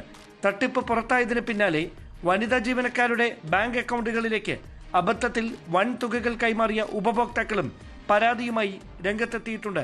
3 ബാങ്ക് അക്കൗണ്ടുകളിലേക്ക് 66 ലക്ഷം രൂപ ഇങ്ങനെ എത്തിയിട്ടുണ്ടെന്നാണ് ബാങ്ക് ട്രാൻസാക്ഷൻ രേഖകൾ വ്യക്തമാക്കുന്നത്. അതിനിടെ ആരോപണ വിധേയരായ വനിതാ ജീവനക്കാർ അന്വേഷണ സംഘത്തിന്റെ തുടർ നീക്കങ്ങൾ മുന്നിൽ കണ്ട് മുൻകൂർ ജാമ്യത്തിന് ശ്രമം തുടങ്ങിയതായാണ് വിവരം. വിശദമായ മൊഴി രേഖപ്പെടുത്താൻ പോലീസ് സംഘം ഇവരുടെ താമസ സ്ഥലങ്ങളിൽ എത്തിയെങ്കിലും ഇതുവരെ കണ്ടെത്താനായില്ല. ഇവരുടെ കുടുംബാംഗങ്ങളുടെ മൊബൈൽ ഫോണുകളും സ്വിച്ച് ഓഫ് ചെയ്ത നിലയിലാണ്. അതേസമയം പോലീസ് അന്വേഷണത്തിന്റെ നിഷ്പക്ഷതയിൽ കൃഷ്ണകുമാറും കുടുംബവും സംശയം പ്രകടിപ്പിച്ചതിന് പിന്നാലെയാണ് അന്വേഷണം ക്രൈംബ്രാഞ്ചിന് കൈമാറിക്കൊണ്ടുള്ള സംസ്ഥാന പോലീസ് മേധാവിയുടെ നിർണായക തീരുമാനം. Dan Kurian, news 18, Thiruvananthapuram. Dan Kurian തന്നെ കൂടുതൽ വിശദാംശങ്ങളുമായി നമുക്കൊപ്പം ചേരുകയാണ്. ഡാൻ, ഈ ഘട്ടത്തിൽ ന്യൂസ് 18 ഇപ്പോൾ പുറത്തുവിട്ടിട്ടുള്ളത് വളരെ നിർണായകമായ തെളിവുകളാണ്. QR കോഡ് ഉപയോഗിച്ച് ഇത്തരത്തിൽ 66 ലക്ഷം രൂപ കഴിഞ്ഞ ഒരു വർഷത്തിനിടെ ഈ 3 ജീവനക്കാരും ചേർന്ന് തട്ടിയെടുത്തു എന്നതിന്റെ രേഖകളാണ് നമുക്ക് ലഭ്യമായിട്ടുള്ളത്. അന്വേഷണം എന്തായാലും ഇപ്പോൾ ക്രൈംബ്രാഞ്ച് ഏറ്റെടുക്കുകയാണ്. ഇനി അറസ്റ്റിലേക്കടക്കം നീങ്ങുകയായിരിക്കുമോ അടുത്ത നിയമ നടപടി? അതിനിടെ ഈ 3 ജീവനക്കാരും അവരുടെ കുടുംബവും ഒക്കെ ഒളിവിലാണോ? ആര്യ, പോലീസിന്റെ അന്വേഷണം ക്രൈംബ്രാഞ്ചിന് കൈമാറുന്ന ഒരു സാഹചര്യത്തിലേക്ക് എത്തിയതിന് പിന്നാലെയാണ് ഇപ്പോൾ നമ്മൾ പുറത്തുവിട്ടിരിക്കുന്ന ഈ കേസിലെ ഏറ്റവും സുപ്രധാനമായ തെളിവുകൾ അത് അന്വേഷണത്തിൽ നിർണായകമായി മാറാൻ പോകുന്നത്. അതായത് ഈ ട്രാൻസാക്ഷൻ രേഖകളാണ് പോലീസിന് ഈ തട്ടിപ്പ് നടന്നിട്ടുണ്ട് എന്ന് വ്യക്തമാക്കുന്ന ഡിജിറ്റൽ തെളിവുകളായി ലഭിച്ചത്. ഈ സമാനമായ തരത്തിൽ 2024 ജൂലൈ തുടങ്ങി 11 മാസത്തിനിടയിൽ 66 ലക്ഷം രൂപ ദിയ കൃഷ്ണയുടെ സ്ഥാപനത്തിലെ QR കോഡ് മാറ്റി ജീവനക്കാരായിരുന്ന 3 പേരുടെ അക്കൗണ്ടുകളിലേക്ക് എത്തിയിട്ടുണ്ട് എന്ന് ഉറപ്പാക്കുന്ന ട്രാൻസാക്ഷൻ രേഖകളും പോലീസ് കഴിഞ്ഞ ദിവസം കണ്ടെടുത്തിരുന്നു. അതിന് പിന്നാലെയാണ് ഈ QR കോഡ് മാറ്റിക്കൊണ്ട് ഈ 3 പേരുടെയും അക്കൗണ്ടുകളിലേക്ക് പണം എത്തിയതിന്റെ ഡിജിറ്റൽ തെളിവുകൾ കൂടി ഇപ്പോൾ പോലീസ് വീണ്ടെടുത്തിരിക്കുന്നത്. അങ്ങനെയാണെങ്കിൽ ഈ കേസിൽ അത് തുടരന്വേഷണം നടത്തുന്ന ക്രൈംബ്രാഞ്ച് സംഘത്തിന് പോലീസ് ഇത് കൈമാറും എന്നാണ് ലഭിക്കുന്ന വിവരങ്ങൾ. ഇപ്പോൾ ഏറ്റവും ഒടുവിൽ പുറത്തുവരുന്ന സൂചനകൾ അനുസരിച്ച് ഈ 3 വനിതാ ജീവനക്കാരും അബ്സ്കോണ്ടിംഗ് ആണ് എന്നാണ് ഉദ്യോഗസ്ഥർ തന്നെ വ്യക്തമാക്കുന്നത്. അവരെ 3 പേരെ കുറിച്ചും അവരുടെ കുടുംബങ്ങളെ കുറിച്ചും ഒരു വിവരവുമില്ല. ഫോണിൽ ബന്ധപ്പെടുമ്പോഴും നേരിട്ട് ഇവർ താമസിക്കുന്ന സ്ഥലങ്ങളിലെത്തി പരിശോധന നടത്തുമ്പോഴും ഒന്നും ഇവർ എവിടെയാണോ എന്നതിനെ സംബന്ധിച്ച ഒരു സൂചനകളും ഇതുവരെ പോലീസിന് ലഭിച്ചിട്ടില്ല എന്നാണ് പറയുന്നത്. അതിനിടയിലാണ് ഇവർ തിരുവനന്തപുരം ജില്ലാ കോടതി കേന്ദ്രീകരിച്ച് മുൻകൂർ ജാമ്യത്തിനുള്ള നീക്കം തുടങ്ങി എന്നുള്ള വിവരം കൂടി പുറത്തുവരുന്നത്. അങ്ങനെയാണെങ്കിൽ ഈ കേസിൽ പോലീസ് തുടർന്ന് നിയമ നടപടികളിലേക്ക് കടക്കുമെന്ന് മനസ്സിലാക്കിയാണ് മുൻകൂർ ജാമ്യത്തിന് വേണ്ടിയുള്ള ശ്രമം ഈ 3 ജീവനക്കാർ ചേർന്ന് ആരംഭിച്ചതെന്നുള്ള സൂചനകളാണ് പുറത്തു വരുന്നത്. എന്തായാലും തട്ടിപ്പ് നടന്നിട്ടുണ്ട് എന്ന് വ്യക്തമാക്കുന്ന പ്രധാനപ്പെട്ട തെളിവുകളാണ് ഇപ്പോൾ പുറത്തു വരുന്നത്. തീർച്ചയായും ഡാൻ കുര്യനാണ് വിശദാംശങ്ങൾ നൽകിയത്. എന്തായാലും ന്യൂസ് 18 ഇപ്പോൾ പുറത്തുവിട്ടത് തട്ടിപ്പ് നടന്നു എന്ന് വ്യക്തമാക്കുന്ന നിർണായകമായ തെളിവുകളാണ്. എന്തായാലും ഈ 3 ജീവനക്കാരും ഇപ്പോൾ ഒളിവിലാണ് എന്നാണ് മനസ്സിലാക്കാൻ കഴിയുന്നത്. ഒളിവിൽ ഇരുന്നു കൊണ്ട് തന്നെ മുൻകൂർ ജാമ്യത്തിനായി ശ്രമിക്കുന്നു എന്ന വിവരം കൂടി ലഭിക്കുകയാണ്. അതോടൊപ്പം തന്നെ ക്രൈംബ്രാഞ്ച് ഈ കേസ് അന്വേഷണം ഏറ്റെടുത്തിരിക്കുകയുമാണ്. നമ്മൾ മറ്റ് വാർത്തകൾ കൂടി പരിശോധിക്കാം. കൊച്ചി പുറംകടലിൽ കപ്പൽ മുങ്ങിയതിൽ കേസെടുത്തതിന് പിന്നാലെ തുടർ നടപടികളുമായി പോലീസ്. പരാതിക്കാരന്റെ മൊഴി ഇന്നലെ രേഖപ്പെടുത്തി. എന്നാൽ പോലീസ് ചുമത്തിയ വകുപ്പുകൾ ദുർബലമാണെന്ന വിമർശനവും ശക്തമാവുകയാണ്. നഷ്ടപരിഹാരം തേടി കപ്പൽ കമ്പനിക്കെതിരെ നിയമ നടപടി സ്വീകരിക്കണമെന്നാവശ്യപ്പെട്ട് സമർപ്പിച്ച പൊതു താൽപര്യ ഹർജി ഹൈക്കോടതി ഇന്ന് പരിഗണിക്കും. അതേസമയം 48 മണിക്കൂറിനുള്ളിൽ ഇന്ധനം നീക്കാൻ നടപടി തുടങ്ങണമെന്നും അല്ലെങ്കിൽ നിയമപ്രകാരം നടപടി സ്വീകരിക്കുമെന്നും ആവശ്യപ്പെട്ട് കപ്പൽ കമ്പനിയായ MLCക്ക് ഷിപ്പിംഗ് മന്ത്രാലയം നോട്ടീസ് നൽകി.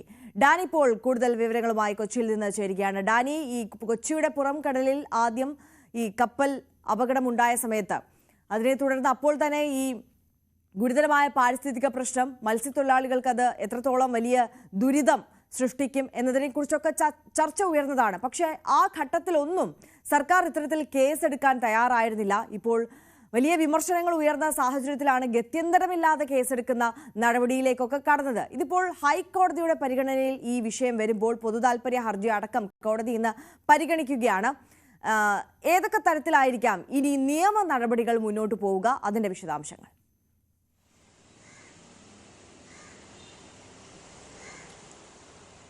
ഇതിൽ ഹൈക്കോടതിയുടെ ഒരു ഇടപെടൽ ഇക്കാര്യത്തിൽ ഉണ്ടാകും എന്ന ഒരു തീർച്ചയായും ആ കാര്യത്തിലൊരു നിഗമനമുണ്ടായിരുന്നു. കാരണം ഹൈക്കോടതി കേസ് ഇത് ഹർജി സമർപ്പിക്കുകയും പിന്നീട് അത് പരിഗണിക്കുകയും ഇപ്പോൾ ഇന്ന് അത് വീണ്ടും വരികയും ചെയ്യുമ്പോൾ ഇന്ന് ഈ കേസുമായി ബന്ധപ്പെട്ട നിലവിൽ എന്താണ് ഇതിൻ്റെ വിശദാംശങ്ങൾ എന്നതടക്കമുള്ള കാര്യങ്ങൾ വരുമ്പോൾ കേസെടുക്കാത്തതടക്കമുള്ള കാര്യങ്ങൾ അതിൽ ഒരുപക്ഷെ അത് വിമർശന വിധേയമായേക്കാം എന്ന ഒരു നിഗമനം കൂടി ഇന്നലെ തിടുക്കപ്പെട്ട് എടുത്ത കേസിന് പിന്നിലുണ്ടെന്ന ഒരു ആരോപണമുണ്ട്.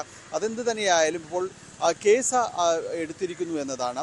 വളരെ വൈകിയാണെങ്കിലും അത്തരം നടപടികളിലേക്ക് സർക്കാരിന് കടക്കേണ്ടി വന്നിരിക്കുന്നു. മറ്റ് വഴികളില്ല എന്ന രീതിയിൽ തന്നെയാണ് വലിയ വിമർശനം ഇക്കാര്യത്തിൽ ഉയർന്നിരുന്നു. എന്തുകൊണ്ട് ഈ കാര്യത്തിൽ ഒരു കേസ് എടുക്കാതെ മുന്നോട്ട് പോകുന്നു? കാരണം വളരെയധികം സംഭവങ്ങൾ കടലിൽ നടക്കുമ്പോൾ രാജ്യത്ത് പലയിടത്തും തന്നെ ഈ സമാനമായ രീതിയിൽ പല കാര്യങ്ങളും ഉണ്ടാകുമ്പോൾ അതിലെല്ലാം കേസെടുത്ത് പോകുമ്പോൾ ഇവിടെ ഇവരെ ഒഴിവാക്കുന്നു. ഈ കമ്പനിയുമായുള്ള ബന്ധം മാത്രം വെച്ചുകൊണ്ട് അവർ ഇത്രമേൽ ഗുരുതരമായ പാരിസ്ഥിതിക പ്രശ്നങ്ങൾ സൃഷ്ടിക്കപ്പെട്ട ഒരു സംഭവത്തിൽ ഇവരെ ഒഴിവാക്കി നിർത്തിക്കൊണ്ട് എങ്ങനെ ചിന്തിക്കുന്നു എന്നതടക്കമുള്ള കാര്യങ്ങൾ പല രീതിയിലേക്ക് രാഷ്ട്രീയപരമായിട്ട് തന്നെ ഉയർന്ന സാഹചര്യത്തിലാണ് ഇന്നലെ ഉച്ചയോടുകൂടി കമ്പനിക്കെതിരെ കേസെടുക്കാൻ തീരുമാനിക്കുന്നത്. അതിപ്പോൾ കേസെടുത്തിരിക്കുന്നു. ഇന്നലെ പരാതിക്കാരൻ്റെ മൊഴി രേഖപ്പെടുത്തുകയും ചെയ്തിരിക്കുന്നു. ഇനിയിപ്പോൾ കപ്പൽ ജീവനക്കാർ ഒപ്പം തന്നെ ഈ രക്ഷാപ്രവർത്തനത്തിൽ അവിടെ പങ്കെടുത്ത നേവിയുടെയും കോസ്റ്റ് ഗാർഡിൻ്റെയും ഉദ്യോഗസ്ഥരുണ്ട്. അവരിൽ നിന്നെല്ലാം വിശദാംശങ്ങൾ ശേഖരിക്കേണ്ടതുണ്ട്. കപ്പൽ ജീവനക്കാർ ഇപ്പോഴും രാജ്യത്ത് തന്നെയുണ്ട് എന്ന് തന്നെയാണ് ഇപ്പോൾ സ്ഥിരീകരിക്കുന്നത്. അപ്പോൾ ഇവരിൽ നിന്നെല്ലാം മൊഴി രേഖപ്പെടുത്തിക്കൊണ്ടായിരിക്കും ഇത് കേസുമായി മുന്നോട്ട് പോകുക. പക്ഷേ ദുർബലമായ വകുപ്പുകളാണ് ഇവർക്കെതിരെ ചുമത്തിയിരിക്കുന്നത്, കമ്പനിക്കെതിരെ എല്ലാം തന്നെ ചുമത്തിയിരിക്കുന്നത് എന്ന ഒരു ആക്ഷേപം കൂടി ഉയരുന്നുണ്ട്. വലിയ കാര്യമുള്ള വകുപ്പുകളൊന്നും തന്നെയല്ല ഇവരിൽ നിന്ന് ഈ കേസുമായി ബന്ധപ്പെട്ടുകൊണ്ട് മുന്നോട്ട് പോകുമ്പോൾ അവർക്ക് വലിയ രീതിയിൽ പരിക്കുകളില്ലാതെ പോകുന്ന കാര്യമാണ് ഈ വകുപ്പുകളിലുള്ളത് എന്ന് പറയുന്നു. അതിൽ ഇന്നലെ ഇതുമായി ബന്ധപ്പെട്ട കോസ്റ്റൽ പോലീസിൻ്റെ ഉദ്യോഗസ്ഥൻ വിശദീകരിച്ചത് 12 നോട്ടിക്കൽ മൈൽ അപ്പുറത്ത് നടക്കുന്ന സംഭവങ്ങളിൽ ഗുരുതരമായ വിഷയങ്ങളുണ്ടെങ്കിൽ മാത്രമേ പരാതികളില്ലാതെ കേസെടുക്കാനായിട്ട് സാധിക്കുകയുള്ളൂ. പക്ഷേ ഗുരുതര പ്രശ്നങ്ങളില്ലാത്തത് കൊണ്ടാണ് പരാതിക്ക് വേണ്ടി കാത്തിരുന്നത് എന്ന രീതിയിലാണ് അദ്ദേഹം പറഞ്ഞത്. ഏതായാലും ഇനി അതിൻ്റെ ഒരു കേസിൻ്റെ ഒരു തുടർ നടപടികൾ അടക്കമുള്ള കാര്യങ്ങളിലേക്ക് മുന്നോട്ട് പോകേണ്ടതുണ്ട്. ഒപ്പം തന്നെയും ഇന്ന് ഈ കേസ് ഹൈക്കോടതിയിൽ ഈ പൊതു താൽപ്പര്യ ഹർജി ഹൈക്കോടതിയുടെ പരിഗണനയിലേക്ക് വരേണ്ടതുണ്ട്. നേരത്തെ ഈ ഹൈക്കോടതിയിലേക്ക് ഇത്തരം കാര്യങ്ങൾ പരിഗണനയ്ക്ക് വന്നപ്പോൾ മാത്രമാണ് ഈ കപ്പലിലുണ്ടായിരുന്നത് എന്താണ്, കണ്ടെയ്നറുകൾ ഉണ്ടായിരുന്നത് എന്താണ് എന്നത് സംബന്ധിച്ച വിശദാംശങ്ങൾ പോലും അതിൻ്റെ ഒരു മാനദണ്ഡങ്ങൾ അനുസരിച്ച് സർക്കാർ പുറത്തുവിടുകയും അതിലെന്തൊക്കെ ഉണ്ടായിരുന്നു എന്ന് പോലും അറിയാനായിട്ട് സാധിക്കുകയും ചെയ്തത്. എന്തായാലും ഇന്ന് ഈ നടപടിക്രമങ്ങളുടെ വിശദാംശങ്ങൾ, പൂർണ്ണ വിശദാംശങ്ങൾ കോടതിക്ക് മുൻപാകെ സർക്കാർ അറിയിക്കുകയും ചെയ്യും. ഇതുവരെ എന്ത് നടപടികൾ സ്വീകരിച്ചിരുന്നു, എന്തെല്ലാം കാര്യങ്ങളാണ് ഈ കാര്യങ്ങൾ ഉണ്ടായത് എന്നതടക്കമുള്ള കാര്യങ്ങൾ സർക്കാർ കോടതിയെ ബോധിപ്പിക്കുകയും ചെയ്യും. അതോടൊപ്പം തന്നെ ഷിപ്പിംഗ് മന്ത്രാലയം ഇപ്പോൾ അവർക്ക് എതിരെ നോട്ടീസ് നൽകിയിരിക്കുന്നു എന്നതാണ് ഏറ്റവും പുതുതായി ചേർത്തിരിക്കുന്നത്. കാരണം ഇവിടെ നടപടികൾ എടുക്കാൻ വൈകി എന്ന് ചൂണ്ടിക്കാണിച്ചിരിക്കുന്നു. ഇത് ഗുരുതരമായ പാരിസ്ഥിതിക പ്രശ്നങ്ങൾ ഉണ്ടാക്കുന്നതാണ്. മത്സ്യത്തൊഴിലാളികൾക്കടക്കം വലിയ രീതിയിൽ ബുദ്ധിമുട്ടുകൾ സൃഷ്ടിക്കുന്ന ഒരു സംഭവത്തിൽ ഇത് നടപടിയെടുക്കാൻ കമ്പനി വൈകിയിട്ടുണ്ട്. ഇപ്പോഴും അതിൻ്റെ ഈ അവശിഷ്ടങ്ങളടക്കം പൂർണ്ണമായും നീക്കം ചെയ്യുന്നതിന് ഒന്നും തന്നെയും സാധിച്ചിട്ടില്ല എന്നതടക്കമുള്ള കാര്യങ്ങൾ ചൂണ്ടിക്കാണിക്കുകയും ചെയ്യുന്നു. ഈ രീതിയിലാണ് ഇന്ന് ഈ കേസ്, ഈ മുങ്ങിയ കപ്പലുമായി ബന്ധപ്പെട്ടുകൊണ്ടുള്ള കേസും അതിൻ്റെ തുടർ നടപടികളും മുന്നോട്ട് പോകുന്നത്. ആര്യ, തീർച്ചയായും ഡാനി, അതായത് സാധാരണക്കാരായ മനുഷ്യർക്കും പ്രകൃതിക്കും അത്രത്തോളം ദുരിതം സൃഷ്ടിച്ച ഈ കപ്പൽ അപകടത്തിൽ ഇനി ഹൈക്കോടതി ഇന്ന് ഈ പൊതു താൽപ്പര്യ ഹർജി അടക്കം കോടതിയുടെ പരിഗണനയിലേക്ക് വരുമ്പോൾ എന്ത് പറയും എന്നതുകൂടി നമ്മൾ ആകാംക്ഷയോടെ ഉറ്റുനോക്കുകയാണ്. പ്രേക്ഷകർക്ക് അറിയാവുന്ന കാര്യമാണ്, 10 ദിവസത്തിനുള്ളിൽ ഇത്തരത്തിൽ കേരള തീരത്തിന് സമീപത്തായിട്ട് 2 കപ്പൽ അപകടങ്ങളാണ് സംഭവിച്ചത് എന്നുള്ളത്. ഒന്ന് കൊച്ചി തീരത്തിന് സമീപത്തായിരുന്നുവെങ്കിൽ മറ്റൊന്ന് കോഴിക്കോട് പുറംകടലിലായിരുന്നു. ഈ കേരള തീരത്ത് പുറംകടലിൽ തീപിടിച്ച കപ്പൽ വാൻഹൈ 503 അത് ഉൾക്കടലിലേക്ക് നീക്കി എന്നുള്ളതാണ് ഇപ്പോഴത്തെ സാഹചര്യം. ഇന്നലെ രാത്രിയോടെ കപ്പലിനെ ടഗ് ബോട്ടുമായി ബന്ധിപ്പിച്ചു. കോസ്റ്റ് ഗാർഡും പോർബന്തറിലെ മറൈൻ എമർജൻസി സെന്ററും ചേർന്നാണ് കപ്പൽ കേരള തീരത്ത് നിന്ന് പരമാവധി അകലത്തിലേക്ക് നീക്കിയത്. ഡാനി തുടരുന്നുണ്ട്. ഡാനി, കേരള തീരത്തിന് പരമാവധി അകലത്തേക്ക് നീക്കിയെന്ന് പറയുമ്പോൾ നമ്മുടെ തീരത്തെ ആശങ്ക അത് ഒഴിയുന്നു എന്നാണോ നമ്മൾ മനസ്സിലാക്കേണ്ടത്? നേരത്തെ പറഞ്ഞിരുന്നു ഈ കടലിൽ പതിച്ച കണ്ടെയ്നറുകൾ ഇത്തരത്തിൽ ഒഴുകി കൊച്ചി തീരത്തേക്ക്, തൃശ്ശൂർ തീരത്തേക്കും ഒക്കെ എത്താനുള്ള സാധ്യത ഉണ്ട് എന്നുള്ളത്. അപ്പോൾ ഇത്തരത്തിലുള്ള ആശങ്കകൾ പരമാവധി ഒഴിയുന്നു എന്നാണോ മനസ്സിലാക്കേണ്ടത്?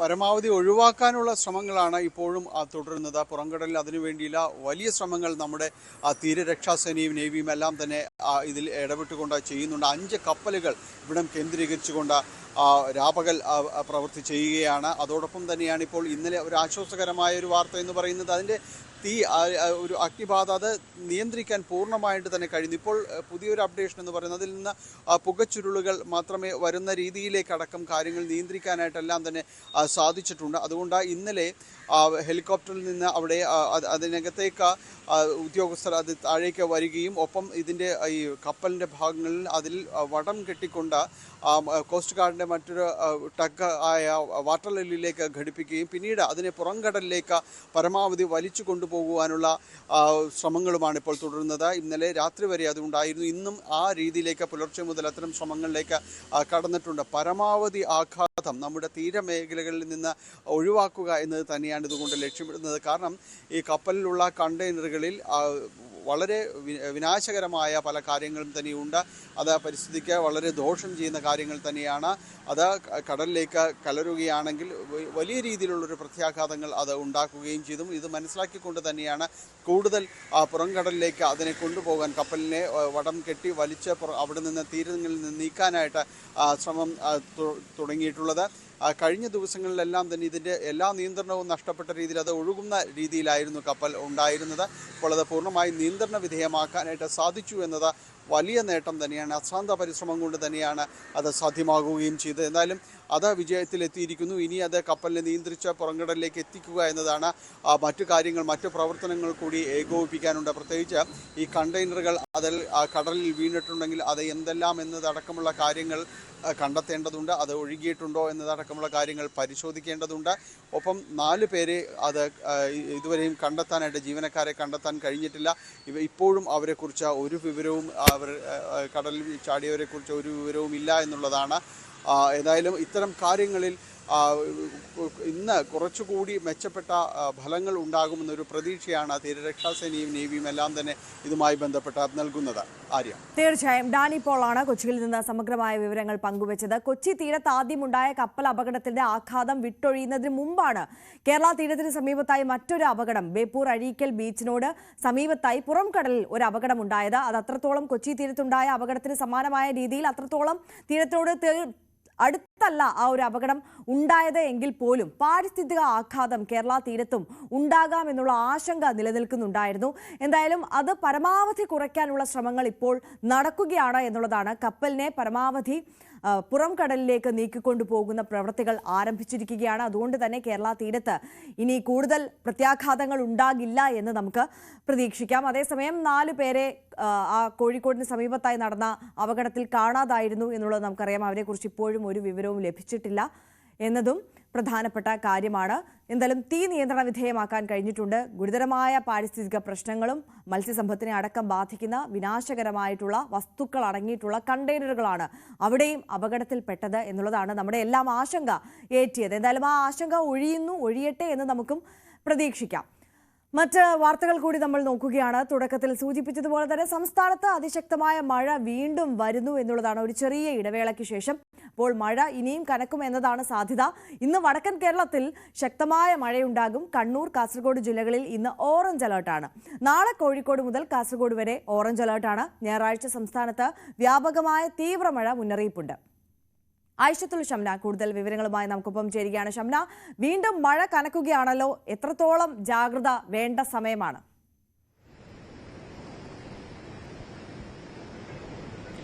ആര്യ, തീർച്ചയായും ഒരു ഇടവേളയ്ക്ക് ശേഷം സംസ്ഥാനത്ത് കാലവർഷം കനക്കുന്നു എന്നതാണ് സാഹചര്യം. കഴിഞ്ഞ ദിവസം നമുക്കറിയാം ജൂൺ ആദ്യവാരം താരതമ്യേന മഴ കുറവാണ് ഇത്തവണ ലഭിച്ചത്. പക്ഷേ മഴ വീണ്ടും കനക്കുകയാണ്. നമുക്കറിയാം ആദ്യം ഇത്തവണത്തെ മൺസൂൺ പതിവിലും നേരത്തെ, അതായത് മെയ് 24 തന്നെ തീരം തൊട്ടിരുന്നു. അതിനുശേഷം വ്യാപക മഴയാണ്, അതിതീവ്ര മഴയാണ് സംസ്ഥാനത്ത് ലഭിച്ചിരുന്നത്.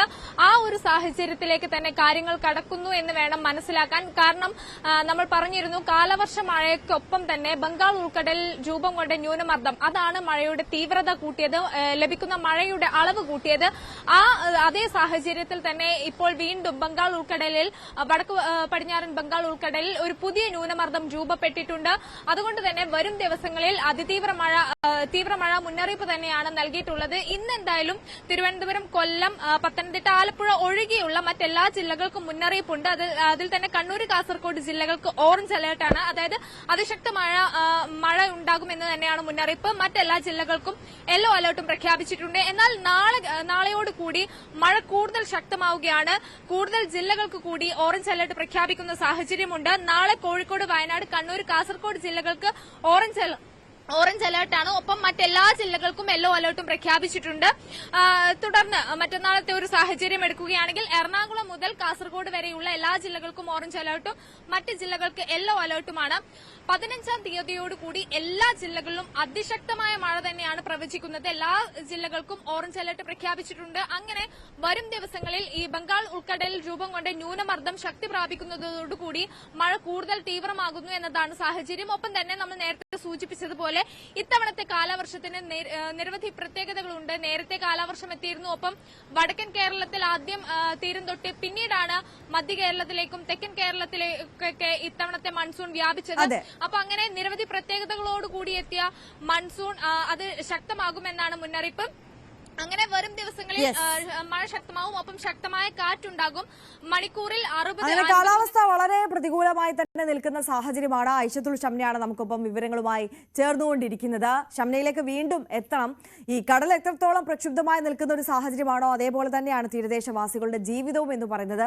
അവരും വലിയ പ്രതിഷേധത്തിലേക്ക് കടന്നിരിക്കുകയാണ്. തിരുവനന്തപുരം ശംഖുമുഖത്ത് കടൽ ഭിത്തി നിർമ്മാണത്തിലെ അനാസ്ഥ ആരോപിച്ച് തീരദേശവാസികൾ പ്രതിഷേധം തുടരുകയാണ്. വീടുകൾ കടലെടുക്കുന്നതിൽ പ്രതിഷേധിച്ച് മത്സ്യത്തൊഴിലാളികൾ ഇന്നലെ റോഡ് ഉപരോധിച്ചിരുന്നു. ഒടുവിൽ കടൽ ഭിത്തി നിർമ്മാണം ഊർജിതമാക്കാൻ മൈനർ ഇറിഗേഷൻ വകുപ്പ് നടപടി തുടങ്ങിയിരുന്നു. ഷംന വലിയതുറയിൽ നിന്നാണ് നമുക്കൊപ്പം ചേരുന്നത്. ഷംന, എന്തായാലും അധികൃതരുടെ ഭാഗത്തു നിന്ന് ഒരു ഇടപെടൽ ഉണ്ടാകുന്നുണ്ട്. പക്ഷേ അത് എത്രത്തോളം അതിലൊരു പ്രതീക്ഷ വെക്കുന്നുണ്ട് തീരദേശവാസികൾ? അവരുടെ പ്രതിഷേധം ഒന്ന് അതിലൊരു അയവ് വരുത്താൻ ഉള്ള നീക്കത്തിലാണോ അതോ ശക്തമായ പ്രതിഷേധവുമായി മുന്നോട്ട് പോകാനുള്ള ശ്രമത്തിലാണോ?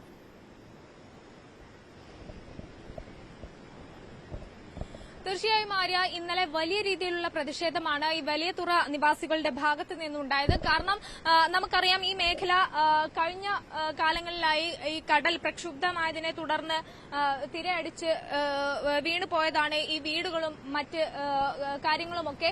ഇതിനെ തുടർന്ന് നിരവധി വർഷങ്ങളായി ഇവർ പ്രതിഷേധം നടക്കുകയും അധികൃതരുടെ ശ്രദ്ധയിൽ ഇക്കാര്യം പെടുത്തുന്നുമുണ്ട്. കാരണം തങ്ങളുടെ ജീവന് തന്നെ ഭീഷണിയാകുന്നു ഈ കടലാക്രമണം എന്ന് ചൂണ്ടിക്കാട്ടി പലതവണ പരാതി നൽകിയിരുന്നു, പ്രതിഷേധം നടത്തിയിരുന്നു. പക്ഷെ അന്നൊന്നും കാര്യമായ ഒരു ഇടപെടൽ ഉണ്ടായിരുന്നില്ല.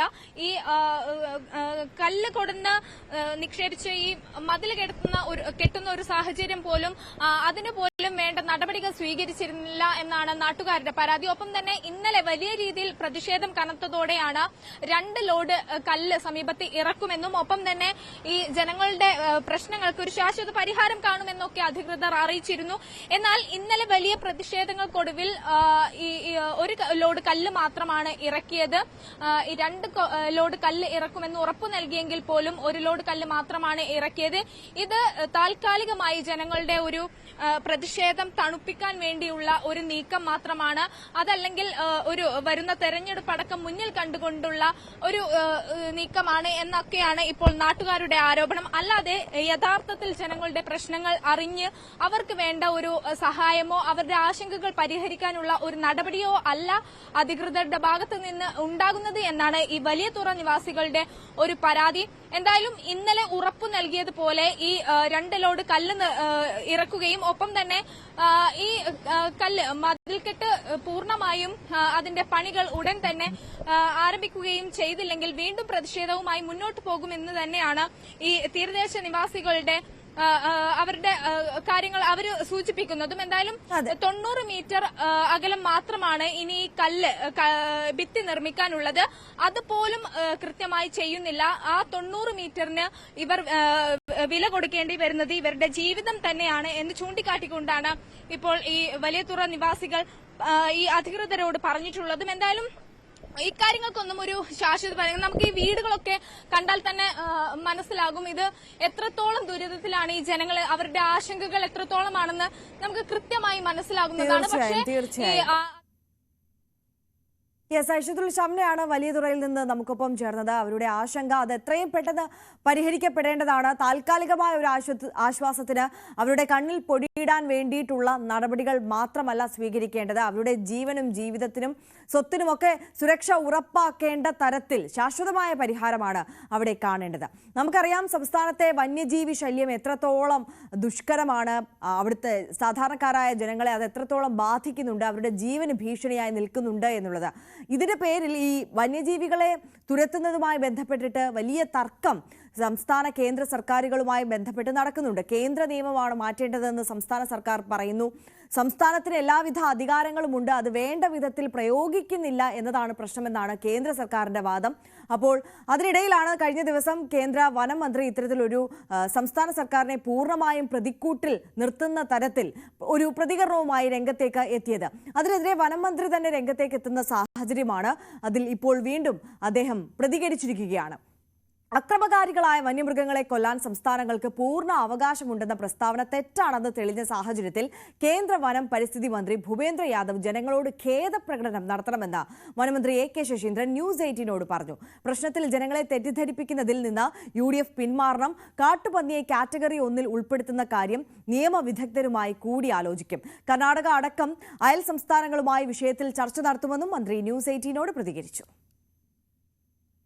കേന്ദ്ര വനം പരിസ്ഥിതി മന്ത്രാലയത്തിന്റെ ചുമതലപ്പെട്ടവർ കേരളത്തിലെ അഡീഷണൽ ചീഫ് സെക്രട്ടറിയെ വിവരം അറിയിച്ചിരിക്കുന്നത്.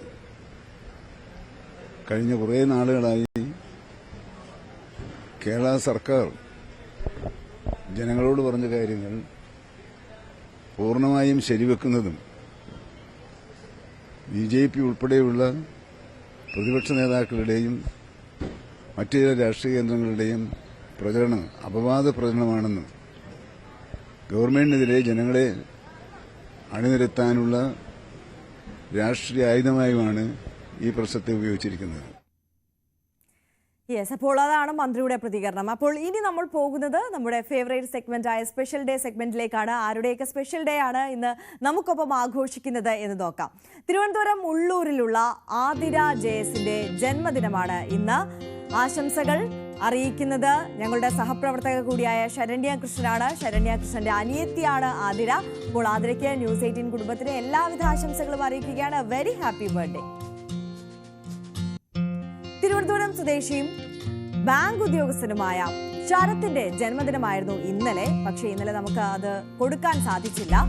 കടുത്ത ആനപ്രേമി കൂടിയാണ് ശരത്ത് എന്നാണ് സുഹൃത്തുക്കൾ പറയുന്നത്. അത് പ്രത്യേകം എടുത്തു പറയണമെന്നും ഈ മെസ്സേജ് അയച്ചു തന്ന സുഹൃത്തുക്കൾ ഞങ്ങളോട് പറഞ്ഞിട്ടുണ്ട്. പ്രത്യേകിച്ച് ഉറ്റ സുഹൃത്തായ ശങ്കറാണ് ഈ ആശംസകളുമായി നമുക്കൊപ്പം ചേർന്നിട്ടുള്ളത്. അപ്പോൾ ശങ്കറിന്റെ ആശംസ മാത്രമല്ല, ശരത്തിന്റെ ന്യൂസ് 18 കുടുംബത്തിന്റെയും എല്ലാവിധ ആശംസകളും അറിയിക്കുകയാണ്. Belated happy birthday wishes. അപ്പോൾ നമ്മുടെ രാവിലെയുടെ സമയം ഇവിടെ അവസാനിക്കുകയാണ്. എല്ലാ പ്രിയപ്പെട്ട പ്രേക്ഷകർക്കും ഒരിക്കൽ കൂടി ഒരു നല്ല ദിവസം ആശംസിക്കുകയാണ്. ഇനി കുറ്റകൃത്യങ്ങളുടെ ലോകത്തെ പ്രധാനപ്പെട്ട വാർത്തകളാണ് നമ്മൾ നോക്കാൻ പോകുന്നത്. പോലീസ് പെട്രോളുമായി ടോം കുര്യാക്കോസ് ചേരും.